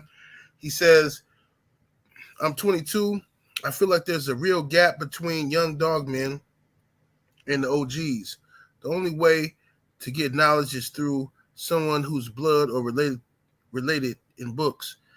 Hey man, you just gotta listen to show like this, man, that has the OGs on here to give you that knowledge and game from a historical standpoint, I saw a few people in the chat asking how they can connect, with this channel here. We don't know anything about any current dog man shit. You know what I mean? We don't deal with anything illegal. These are OGs that are telling you historical stories about what they did back in the 70s and 80s and shit like that. We don't deal with anything current. We don't know who got the hot shit right now or none of that shit. We don't deal with that, you know what I mean? But you could always get some game over here if you come through, listen every Friday, you know what I mean? Let me see here. Manny Williams in the super chat, much love and much appreciation. Says Stonewall dogs or Hammonds. Mr. Garcia, what's your take on that? Well, I know Frank pretty good. I've been friends with him for years. The Stonewall dogs were good,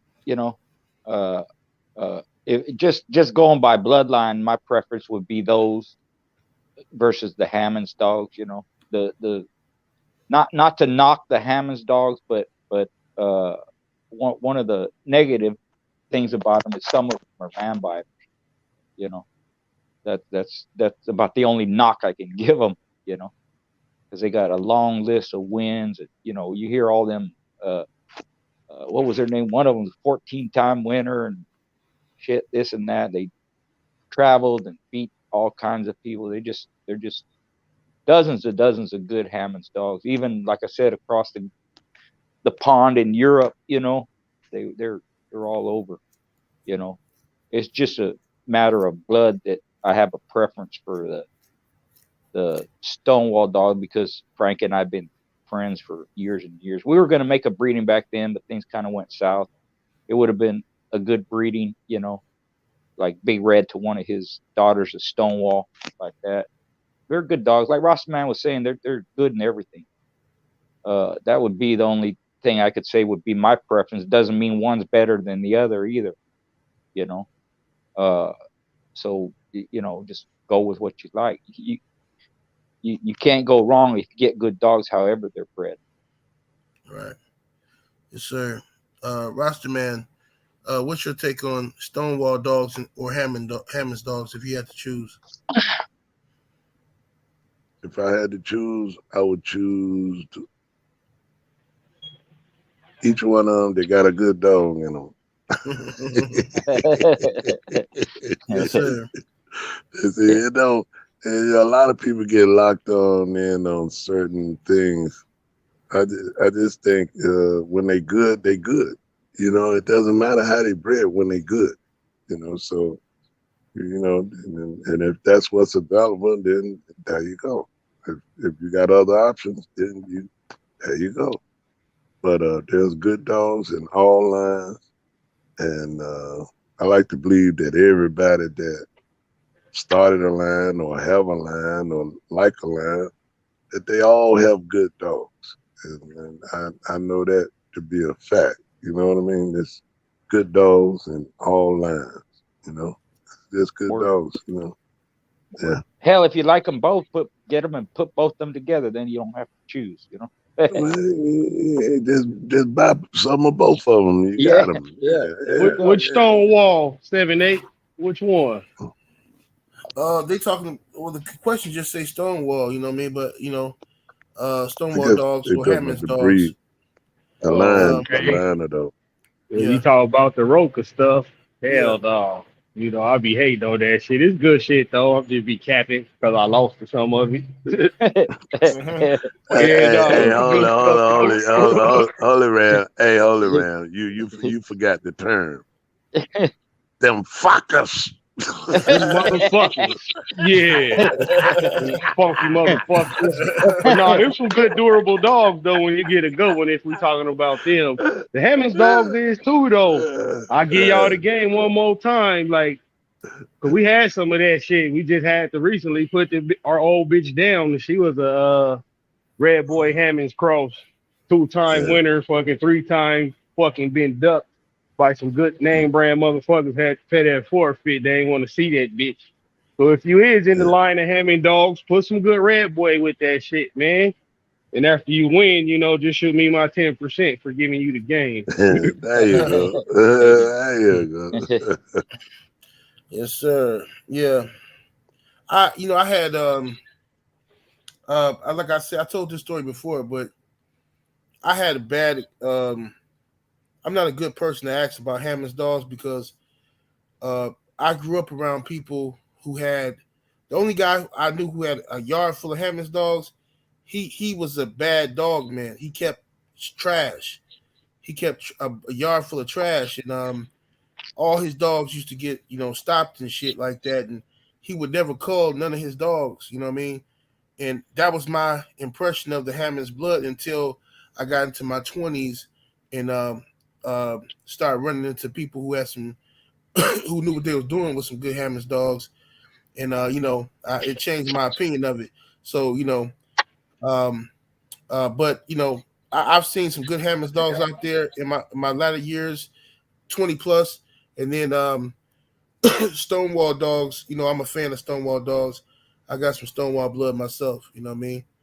Let me go here to Manny Williams in the super chat. Much love and much appreciation. He says, "Will disciplining a dog mess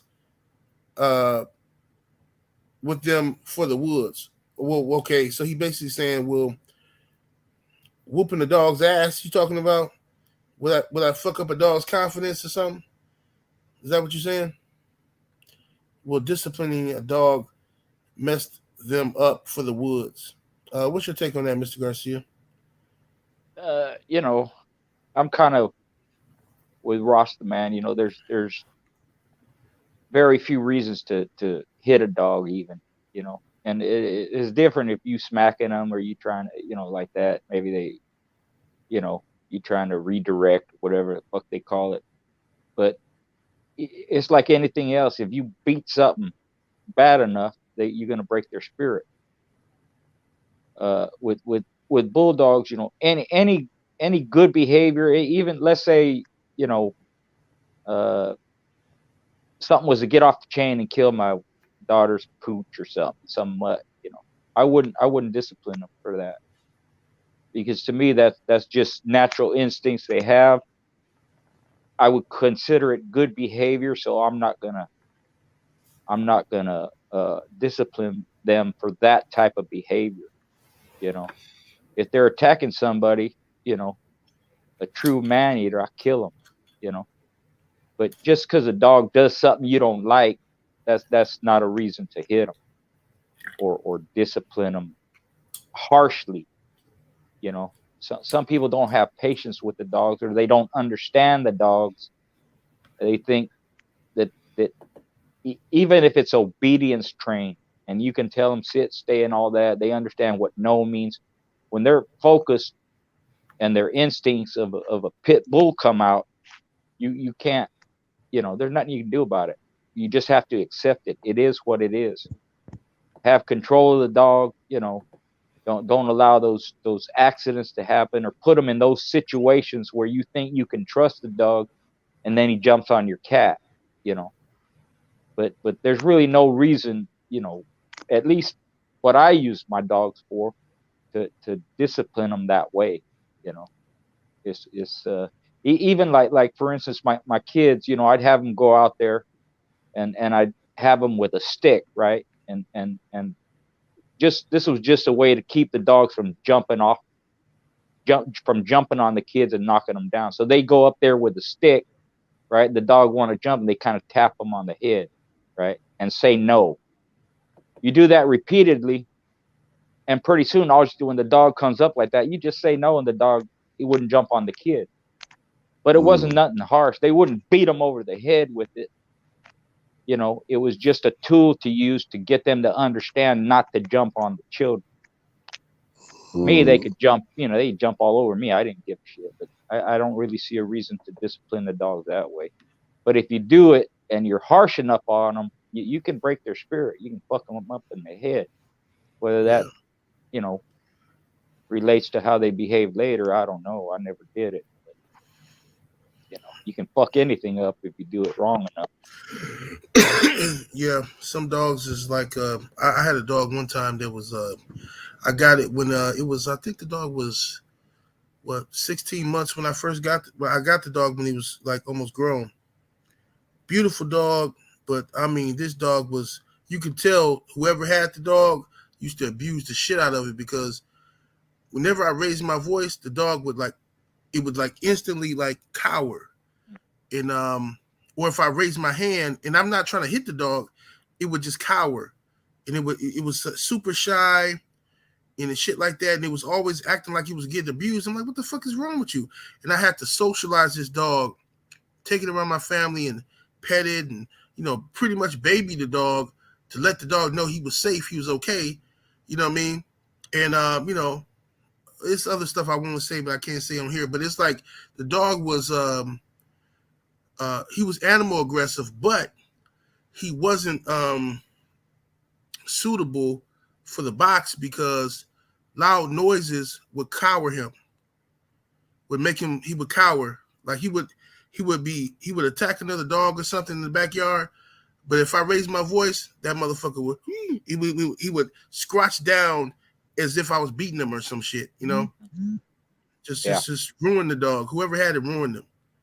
Yeah, that's a good example. What's your take on it, Rasta man? Can disciplining a dog mess him up for the woods?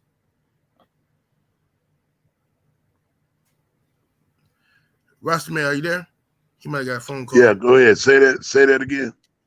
Can disciplining a dog mess him up for the woods, hunting? I think that if you become accustomed to doing something that'll make them feel unsure and timid of you, then yeah, it would mess them up. Because you messed his spirit up. You got him twisted. You would be uncomfortable if you was unsure about what a motherfucker gonna do.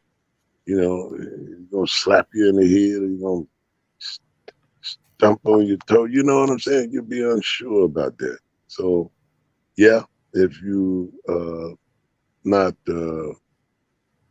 treating them properly, yeah, I think it can mess with things. But now, one thing we do know, that's a fact. When one love it, you no matter what you're doing, he gonna go. He gonna go hunt. Yeah. Well, yeah. You know what I'm saying? But I'm just saying you could like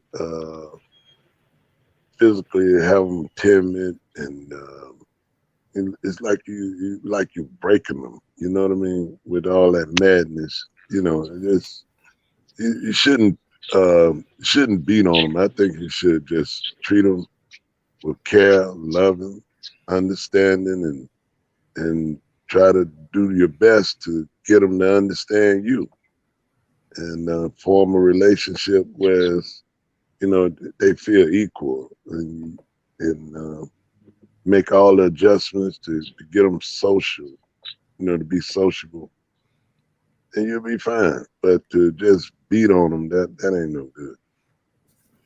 Yes, sir. All facts. Ram, let me ask you a question, Ram. Let me ask this next question to you, brother. All right. It says,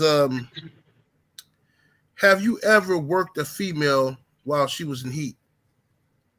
Hell yeah. You just gotta fucking supplement, you know, the shit that she's losing when she, you know, bleeding out. But hell yeah, that shit happens sometimes. Sometimes, you know, a bitch will come out of heat, and it happened to me. You could hook the bitch, but all that work she doing bring her back in the heat. You know, some dogs is weird like that. And that's when you got to be on your goddamn P's and Q's. You feel me?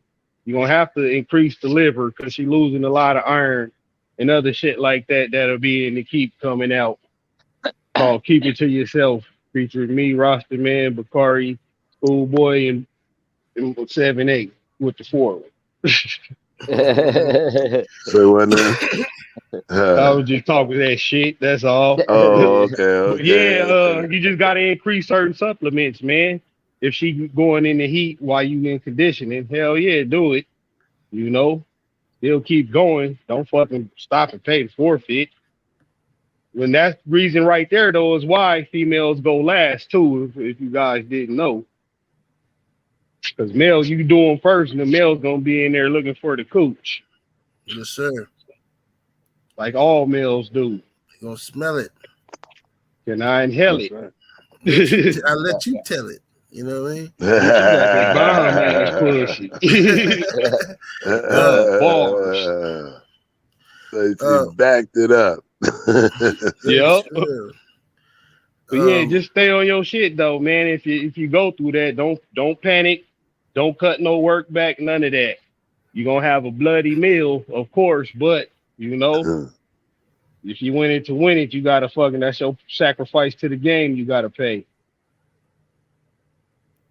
Yes, sir. Mr. Garcia, what's your take on that?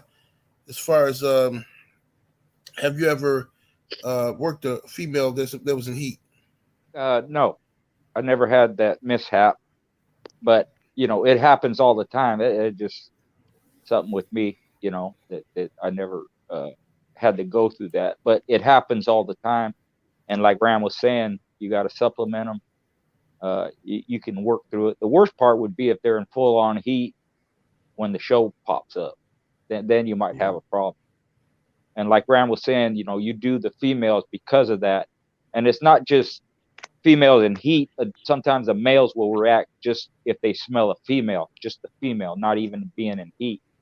That's why you do them second, or you do them after the males are done, you know. And the way that it's usually done, we did it, and through most of history it's done that way, is you do the heavier weights first down to the lower weights, males, and then you do the females the same way, heavier weights down to but you do them last. But I never had that mishap. I know it happens. I just got lucky that I didn't have it happen with mine. You know, I caught them after the heat was done or before they were due in heat. But like Ram says, sometimes that they could come out of heat, but you put them through that stress again of a keep, and they'll come right back in. They will do that. They have stuff you can give them now. My buddy knows what it is. I forget, to take them out of heat when they come in heat. But if it's early enough, or even the middle of the keep, you can work them through it. Add more supplements, you know, iron, B12, like that, and they'll go through their heat, and they'll be out by the time the show starts, hopefully. Yes, sir. Rosterman Boone, did you answer that question as far as have you ever bred? Have you ever worked a dog, conditioned a female that was in heat? Right off the top of my head, I can't just say I have, but I'm sure that it depends. For me, if one came in heat, it would depend on what stage I'm at in my preparation that'll determine what I'm gonna do. So it's different things you can do to take them out of it, you know. And so that's what I would do, and then proceed on if I wanted to continue on. But if I didn't, then I guess you would do what most people do: pay the forfeit and wait till she go out and do it again. This depends. Yes, sir. Yes, sir. Well, yeah, you right, because I had one bitch, she seemed like she be in heat for a whole fucking month. Like, God damn. So, yeah, you right about that.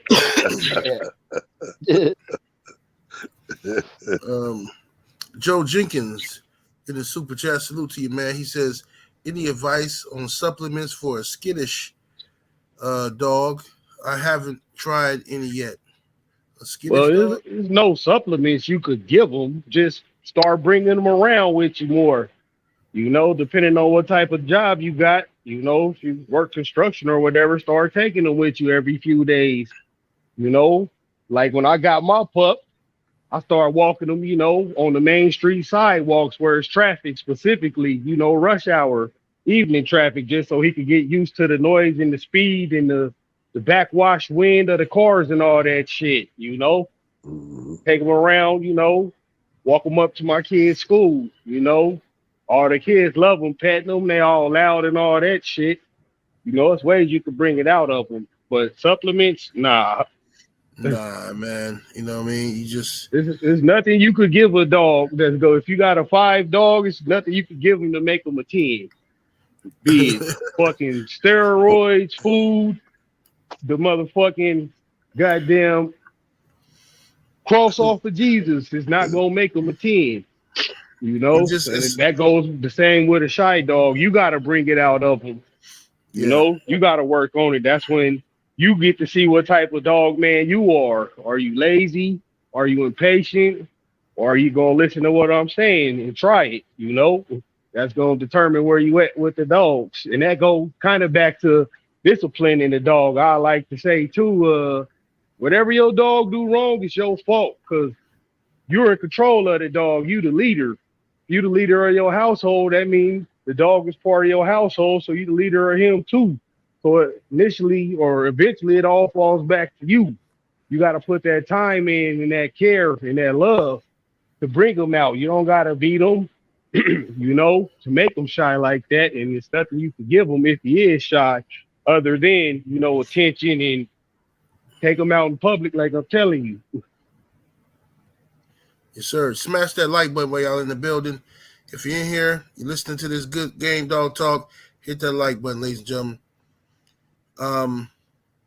Mr. Garcia, anything you can give a skittish dog? No, not as far as supplements or food or, like Ram said, steroids, none of that stuff. I had one pup, and my buddies used to do this with me because I had kids and I had time and the space and all that. They give me shy pups sometimes, you know, and it's best to work with the shy dog from as young as you can get them. You know, some are born that way. Most of them are made that way. A lot of times, you know, the dogs are on their chain or in their area or whatever their whole life. They never take them out of the yard. Then you get a grown dog, and he just introverted to the max. But we take their pups, you know, and like one of them, I did a video. I had a couple of videos. I took it when we first got him. My wife's walking him at a rest stop on the way home. He's crawling on his belly. He had never really been in the sunlight. You know, he'd been in the dark a lot. The guy who had him kept him the whole litter that way. And he was cool when he was around people. He wasn't shy that way. But you take him out to walk, he would crawl on his belly. He didn't even know how to walk. And he was, you know, he knew nothing about the outside world. Well, you know, 6 months later, I got him on a same dog in a video. We're riding around in a pickup, and the girls in the drive-through restaurants, you know, McDonald's and all that, they're petting him and all that. He could ride in a car. He could do all kinds of stuff. So you can bring that shyness out of them if you do what Ram said, you know, and you know, take them to work, walk them, do all that stuff, you know, take them to the mountains, ride them in the car. You ride them enough in the car, if they puke because they're not used to it, they'll eventually get over it. They learn how to settle down. They'll sit in the crate or lay down in the crate, and they'll get over it. They get used to it, you know, as long as you got an airflow in the car, you know, crack the window open like that. Just bring them around. And like you said, bring them around kids. That's the best thing for dogs is kids, because the kids just act like kids, and the dogs, if they like kids, they just go right along with it. They're part of the kid group, you know. They'll play and jump around and do all kinds of stuff. Yep. So a lot of times people would give me their shy dogs, and then I'd give them back 6 months or a year later, totally different dog. Yep, that's a good point. Before I go to Roster Man Boone, is this kids, man? You know, gotta be careful with it because skittish, shy dogs sometimes they'll bite and shit out of fear and shit like that, depending on what they've been through. But yeah, that's my remedy was always socialization with kids. Like I let my daughters play with the dog. My son come over, him and his friends, they play with the dogs and stuff, and they take it out in the front yard, take it to the park, and take the dog different places, and the dog just feel love. It can feel that love, you know what I mean? And the enjoyment of being around people, and they usually come out. I always been able to bring a dog out of that shit, you know what I mean? Me personally. Yeah. Just supervise your kids. Don't leave them alone. You know? With puppies, it's not too bad because most of the time, a kid will, control a pup. If they get nippy or something, the kid will make them stop. They hold them down or they pick them up or something. Older dogs, sometimes it's a problem. I've had one or two that I got that I couldn't, maybe I'm not good enough, but I couldn't bring them out of that shyness, man. They were too far gone. They were already over 2 years old. Oh, yeah. When they had grown up, setting their ways, you know. And then I had other ones, even grown dogs, you just do all like what we were talking about, and they'll come out of it, Yeah. Roster Man, what's your take on that, Roster Man Boone? My take on what to do for a skittish shy dog. Yes, sir. Is that the question? Yes, sir. Okay. Well, what I would recommend is get some Ritalin. Get the Ritalin and give it to that shy dog so he'll be walking like, how they had the kids in school, they give them Ritalin. What? Ritalin? Ritalin? I'm saying, I'm listening to this shit. Wait a minute, man, I'm just bullshit. OG crazy. But this shit is funny though. You be doing the Thorazine shuffle. Hey, but think about it though. Think about it. Like our kids go to school, right? And a teacher can make an assessment saying this kid is too hyper. Right. This kid can't stay in his seat. This kid is just, he's not with us. Right. Hey, let's put him on the list for the Ritalin. Right. So now they give him this Ritalin, kid walking around like a zombie. He don't even know where the fuck he at. You know what I'm saying? Like Thorazine shuffle. Got him twisted, man. So, but I was saying, I was just making a joke about getting the dogs some Ritalin. But the thing with shy dogs is you gotta spend a lot of time with them so they can feel secure. And some do, and then some don't never come out of it. But whatever Cher does, you do the best you can with him. And whatever Cher don't, it just ain't gonna happen. Yes, sir. Yeah, speaking of that Ritalin, my that was my problem. I was hyper when I was young. My mom took me to the doctor, and the doctor prescribed Ritalin. And at that time, you didn't have to go to a pharmacy. The doctor had the medicine right there in his office. And she had a funny feeling about it. And when we walked out the doctor's office, she threw it in the garbage, And said, fuck that. See, if they'd have gave you that Ritalin in school, boy, we wouldn't know you, man. Yeah, you would. I'd be red would have never been. To this day. I still be a zombie. I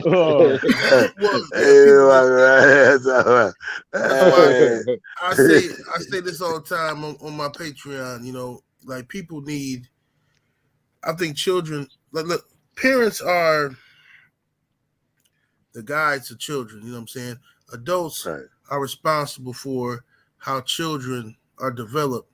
If your child, if you let a 1-year-old boy, pick up his mama high heel shoes and put them on and play, he's not gonna know he's not supposed to do that because you haven't told him he ain't supposed to do that.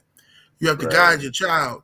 You know what I mean? That's right. But nowadays people tend to say stuff like, well, I'm gonna let my child do what they want to do. I'm gonna let them figure out who they are. No, you can't do that because a child don't know right from wrong. You have to teach a child. You have to tell a child, no, it's not okay to kiss your cousin. You can't kiss her. That's right. You have to tell them that. Morality, That's you right. have to teach them that stuff. And it's the same way, I believe, some stuff dogs are naturally going to know. They know when they come out the womb to suck on their mama's teeth. They know that naturally through years of evolution, right? Other things you gotta teach your dogs and shit like that. You know what I mean? But I don't want to go too deep into it because I go deep. I don't want to go all crazy and stuff. But you're right. But you know what I'm saying. Salute to Al Hawk in the super chat. Much love, much appreciation. He says, how much effect did the police raids have on the quality of dogs today? Because them people hit a lot of legends, therefore taking a lot of good stock. You know what I mean? I wouldn't say it affected us, in the game at all, because there's still fucking good dogs making winner, champ, grand champ. This shit it'll never fucking go away like that. You could try to stagnate it as much as you want, but nah, because there's game ass people out there who love and respect and admire gameness in these animals and seek to see if they got the gamest way or the gamest dogs possible in the only way that you can prove it. So, I think the hits actually made the dogs get better because motherfuckers ain't, like I said, ain't got room for 100 more dogs and shit like that. So motherfucker got 10 dogs, 8 of them is fucking matching and scratching, and the other 2 is the ones who produced them type shit, Yes, sir. It just sucks when it happens. It's fucked up. And it shouldn't. This used to be America's sport with America's dog. People just got soft. Everybody fucking soft and shaved pussy these days, man. Yeah. What's your take on it, Mr. Garcia? Yeah. Unfortunately, a lot of good dogs were lost that way. JOCKO was lost like that. Yeah. A lot of them. They take whole yards, kill whole lines, but like Ram said, they're always going to be good dogs, and if you have a smaller yard, you're going to be more selective, and what it should do is produce better dogs, or at least a higher percentage good dogs. You don't have 100 dogs where a bunch of them ain't worth the shit. That's okay. You're gonna what you keep, hopefully, is you're keeping the best of the best. So in that respect, Ram is right. But yeah, there was a lot of good dogs lost. A lot of bloodlines, families of dogs. But it keeps going. They're never gonna get rid of them. Somebody always gonna have them. That's the beauty of it. Exactly. Like, there's still gonna be stand up motherfuckers who gonna scratch into the face of adversity. So they gonna have dogs just gonna do the same. And you ain't gonna be able to get them, so it's actually lightweight, making it better because more people more secretive, that serious and shit now. Everybody ain't all just loosey goosey with the shit on pads online, telling on themselves and shit. Yeah, and that's another thing, man. I want to say about pets online before I go to Mr. Boone. Like, a lot of people think this pets online stuff is the end all be all because you can go on there and look at what's dog is a champion and grand champion and one-time winner, and understand that is anybody can put anything they want to up there, right? All right, I could go on there, create an account, and say, I got a dog named Boogaloo, and he's a 5-time winner. You know what I'm saying? I can put that up there. He's a grand champion, all right? And put the pedigree up there. You put any pedigree you want to until somebody call you out on a fake-ass pedigree or some shit. Like, you look, pets online is not the end-all, be-all. It's a lot of dog men that I know personally that don't use that at all because they don't trust it and they think that that's a paper trail to the police. They don't trust it online. I can't even get them to come on this show because they think people in the comment section are the police. You know what I mean? So that's just how they are. So everybody don't use Pass Online. Pass Online is not the ADBA. It's not Bonafide. It's not Schoolboys Registry. Pass Online is Pass Online, where people can go on there. It's open to the public. Anybody that pays a fee can go on there and put anything they want to up there. So yes, it's some true information on there, but it's also a lot of bullshit on there. You know what I mean? But Rastaman Boone, what's your take on the police raids and how they affected the quality of dogs today?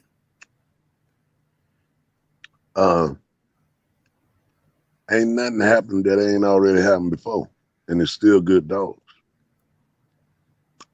It ain't gonna stop. It's gonna always be good dogs, man.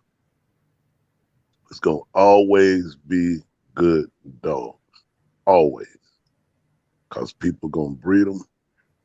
They're gonna harbor them. They're gonna take care of them, and they're gonna keep doing it. It's a drive and a fascination and a feeling that you only get when you do it. And when you get touched by it, jokers want them. They want to have them. They want to breed them. They want to rub them. They want to walk with them. You know, you see people walking down the street, they have on their tennis shoes and their gear, and they got the bulldog looking good. You know, it's done became so popular that even you could take an elderly person that don't even know about bulldogs, got one running loose in the yard. They're gonna always have good dogs, man. It's gonna always be good dogs, man, forever. They ain't gonna never stop. That's my take. Yes, sir. Yes, sir. I think so. Everybody covered that question. Yeah. Hey, let me answer the long way right quick. He asked me if I knew his people. AR. Yeah, that's my partner, man. We was I got a good story too. I got a bunch of stories with him. That's my guy. But this one though ain't even related to the dogs. We was at his crib buffing out one day. So you know we warm up with 225. He get on it, I get on it. Bump it up to 250. He repping it, I'm repping it. 300, you know, he repping it, I'm repping it. 315, he repping it, I'm repping it. 325, he repping it, I'm repping it. All the way up to 350, I couldn't get it off the bar no more. This motherfucker went all the way up to fucking 425 without no goddamn spot. This motherfucker one of the strongest dudes I ever seen. That's my partner. The big homie AR, yeah. Big strong motherfucker, man. I like working out with that dude, but that shit tripped me out though. That motherfucker 425, no spot, repping it, working out with it. I was like, yeah, I'm glad we homies. I had to shoot your motherfucking ass. Ain't no punching, no wrestling, none of that. I'm strong as fuck, bro. No cap. You seen the picture of me picking up that transmission? 400 turbo, curling that bitch, clowning. I wouldn't fuck with that dude. I had to put one in him. That's a big, strong motherfucker. That I'm glad is my partner. When he was active, he was a serious dog, man. Real respectable dude. He got some of my old stuff on his yard right now. If he still got dogs. What's his name, man? I'll tell you when we get off. Okay. Yeah. Well, yeah, that was for the long way. Well, I'm salty when you said y'all warmed up with 225. I'm salty about that because you know what I mean? 'Cause I warm up with 135, you know what I mean?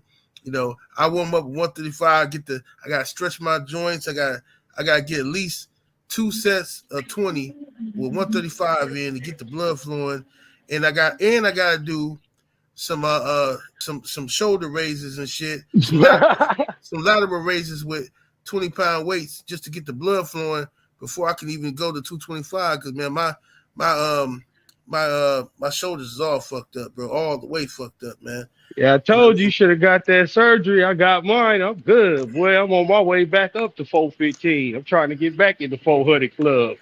Man, yeah, that's 135. Hell no, you bet not.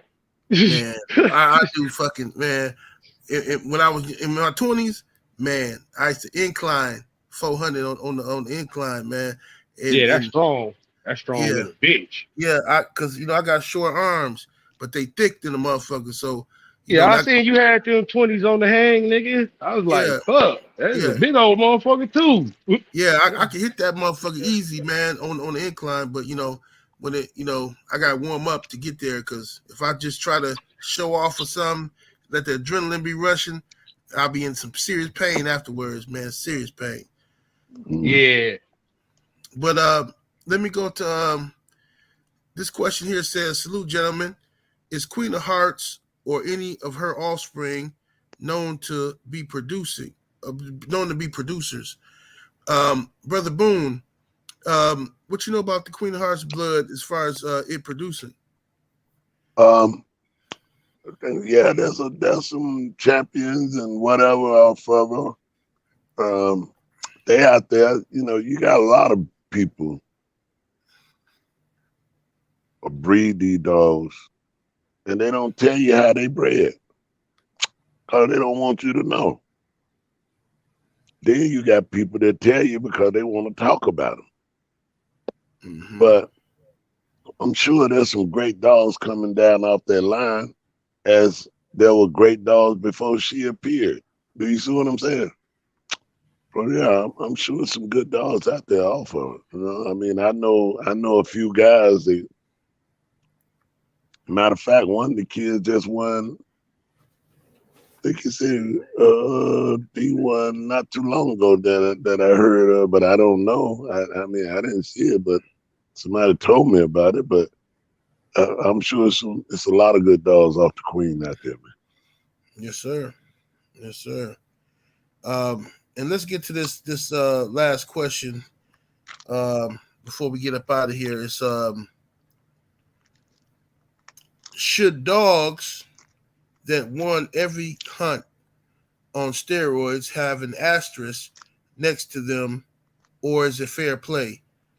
Mr. Garcia, what's your take on that? Yeah, personally, I don't care if people use steroids. I didn't care. You know, I tell people most of my opponents used them, and I won most of my matches.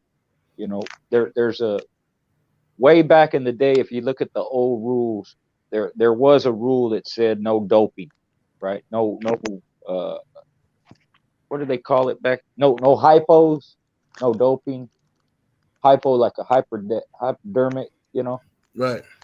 But my thing is, how would you, how can you tell? You're gonna have to do a blood test every time, you know.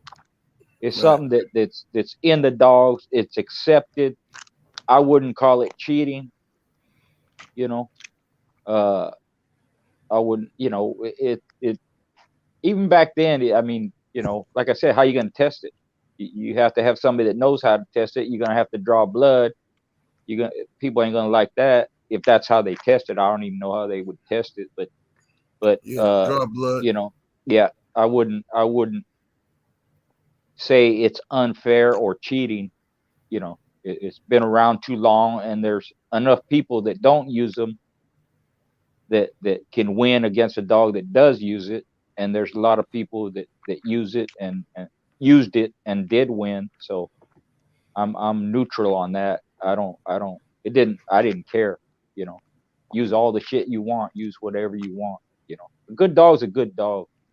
And a lot of what makes good dogs is generations after generations of good breeding and good food and regular exercise and health and all that. Nature, you can't beat that. I don't give a shit what you give your dog. You cannot beat generations of constitution and good breeding, sound practices. You know, I'm not knocking steroids. They do help. If you know what you're doing, they can help you. And the people that know them can tell you exactly how they help and how they use them and all that. But I don't see anything wrong with it. Okay. Roster man, Mr. Boone, what's your take on dogs that won every hunt on steroids? Should there be an asterisk by their name, or is that fair play? It's fair play. You know, the race horses, they've been doing it for years. you know, even in the greyhounds, you know, you got people that done did it. Yes, sir. Game foul. Game foul use it too. So it's always been a part of sports, from man to animal, and we only have a problem with it most time when it didn't go their way. You know what I mean? So yeah, I mean, there shouldn't be no asterisk beside somebody that used it. It just should be what they accomplished, and that should be it. Yes, sir. Yeah. Brother Ram, welcome down, Ram. Big stepping. What's your take on that? I gotta agree with both of the OGs, and I add that I ain't never ever in the history of me having dogs had one goddamn dog that gave a fuck if you was juiced to the roof or not.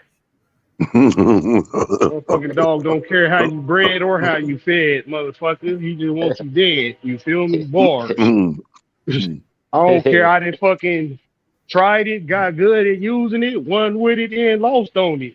That's how I'm able to say with confidence is nothing you could give your dog that take them from a 5 to a 10. Most people get a misunderstanding of the juice with the animals. The juice with the animals is people use it, if you use it the right way, is to make your dog work harder longer, like work at his hardest rate longer. That's it. Motherfucker ain't gonna be no super wrestler. No motherfucking went from a 6 to a 12 mouth. None of that shit is gonna happen. That's why I don't care. You know, from the times I've tried it and been successful with it, and I lost with it, you know, used it on a piece of shit or got outclassed. It fucking happened. So it shouldn't be an asterisk at all. I don't give a fuck what you do. Just don't rub me. You feel me? That was my motto. Don't rub me. I don't give a fuck what you could have gave that motherfucker kryptonite because you thought my dog was Superman. I don't give a fuck. You know, like Rossman said, in horses, if you get a racing form, you know, it's allowed. That racing form is going to tell you who used what and what used what and what they use. It's accepted. Most of the time it's Lasix and Butte, and they'll say it's for, you know, control the bleeding in the lungs and other this and that. But it's an accepted part of horse racing. They use it, and you know, they're better at it. But hell yeah, you remember the pride fights, OG? Back in the what? day, Yeah, the pride fight in FC, yeah. On their contract, no cap, it would say we do not test for drugs, and them was some of the best fights you ever seen. Because you seen Incredible Hulk fighting Incredible Hulk in real life. You know, it's the same with the animals, for real. This shit don't fucking mean nothing. If you use it right. Don't abuse it. Shit, good luck. But if not, don't trip. You know, you can still have a better dog in better shape. Whoop that steroid juice to the roof, motherfucker ass, all across the box. It happens. Agreed, brother. Yeah, Agreed. It shouldn't be facts. It shouldn't be no asterisks, none of that. Because it's not an asterisk when you lose. Yeah. That's true. That's true. For real, say if your conditioner fucking used the juice all wrong and you blew hot in 5 minutes and lost in fucking 35. Is it an asterisk then, or you lost because of misused juice? No. Yeah. Good point, man. Very good point. Yep. Yeah. I think that you know, this is a lot of stuff people use and can use. There's things that you can use to increase your dog's stamina if you're already conditioning good, and you can increase his stamina. There's other things that can even increase your dog's aggression. But to my knowledge, there's nothing that can increase your dog's intelligence. And it's gameness, none of that. They ain't got no insta game till. Yeah, ever. I mean, you're right. Like, because your dog has to be able to think. You know what I'm saying? He has to be able to think. It's just like a boxer. You know, I seen Fernando Vargas fight Oscar De La Hoya, and I used to be a huge Fernando Vargas fan, right? Huge. And Fernando Vargas came in there against De La Hoya. He was ripped up, 6-pack. Never seen Fernando Vargas with a 6-pack ever in life. He got a 6-pack. he ripped up, he ready to go. De La Hoya beat the shit out of him. And De La Hoya wasn't on juice. Fernando was juiced to the gills. You know what I'm saying? He tested positive. But sometimes the juice can help you, you know, as far as strength. It can help you as far as aggression. Certain like drugs like hollow testing is a very potent drug that power lifters use. Very potent. It's dangerous because it can fuck up your organs very badly. It's very toxic, extremely toxic. So like 5 milligram of hollow testing can fuck up a human. If you drink liquor and shit like that, then you can't fuck with that kind of shit. You know what I'm saying? You just can't do it. But let's say you're a clean person. You don't drink liquor or nothing. You live a clean life and all that kind of shit. And you take 5 milligrams of hollow testing and you work out. It can help you with aggression to get through this power lift meet, right? And it don't help. It don't increase your weight. It don't make you gain weight or nothing like that. But it increases your strength tremendously and your aggression. Now, I've heard of dog men using that on certain very low milligram doses for their dogs. But I've known a couple of them who used it, who said they used it and they lost. They lost, man. But the drug works, but they lost because their dog still wasn't better than the other dog.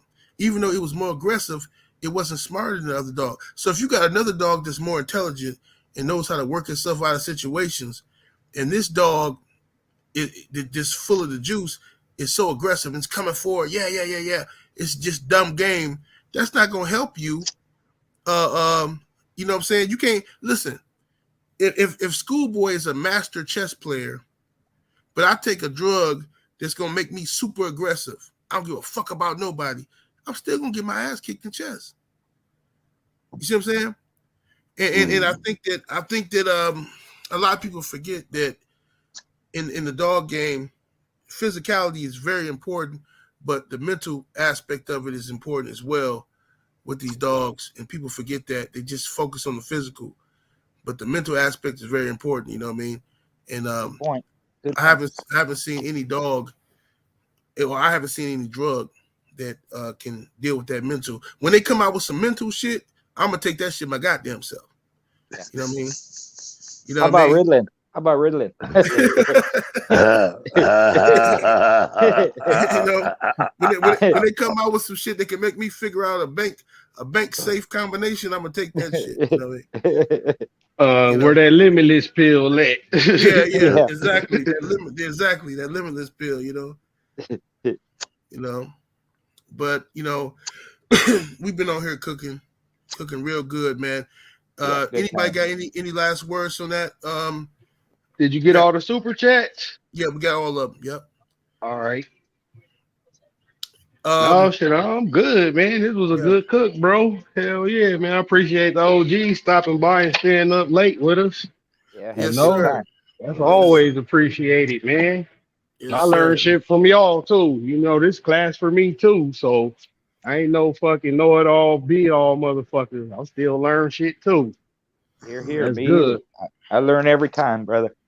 Yes, sir. Me too. I learn every time I come on here, and that's what's the beauty of this show. Is every time we come on here, we learning something. Nobody got a master ego where we know everything. You know what I mean? I learn something from you brothers every time I come on here, and that's what make it fun for me. You know, Rasta Man Boom, what's your final words to the people, brother? Man, my final words is 78 Sports TV is everything about what Bulldoggers need to be. Brothers humble enough to speak their thoughts in a sense that people can recognize and identify with what they're saying. And it's just love, total love and understanding with these brothers. And none of us looking for no issues or no problems with nobody. Whatever questions you have or anything you want to ask or say, you know, be fair about it and be conscious enough to know that if I ask them this question, will I be okay if somebody asks me that? Right. You know, So yeah, bless up to the masses, man. We appreciate all y'all brothers and sisters out there listening. What was that lady name you called in the first when we first was it? Tay Brown. Oh, Brown Sugar Tay. Yeah. Yeah, Brown Sugar Tay. Where's she at? She fell off? Hey, no, Oh, yeah. get off my yard with that, man. Yeah, go dig your hole somewhere else, OG. Got it. No, like Manute Bowles.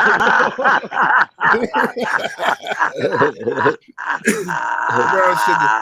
Let me see what Tay at. Let me see what she at. Yeah, you gonna have to find another yard, put that dog on. I ain't got no room over here, bro. Did you find her? No, she in New York. She probably sleep because she be working and shit. Yeah, she probably sleep now. Dreaming around. Okay. Thinking that Jodeci tour. Okay. What's your closing words, OG? Yeah, Mr. Garcia, what's your closing words? Yeah, I just appreciate everybody coming on here. I'm liking the questions being asked. Keep it up. Not to be biased, but I think this is the best show, and to mimic what Rastaman said, you know, we're all here to get along and share information. Without the audience, you know, we wouldn't be here. So I appreciate you guys.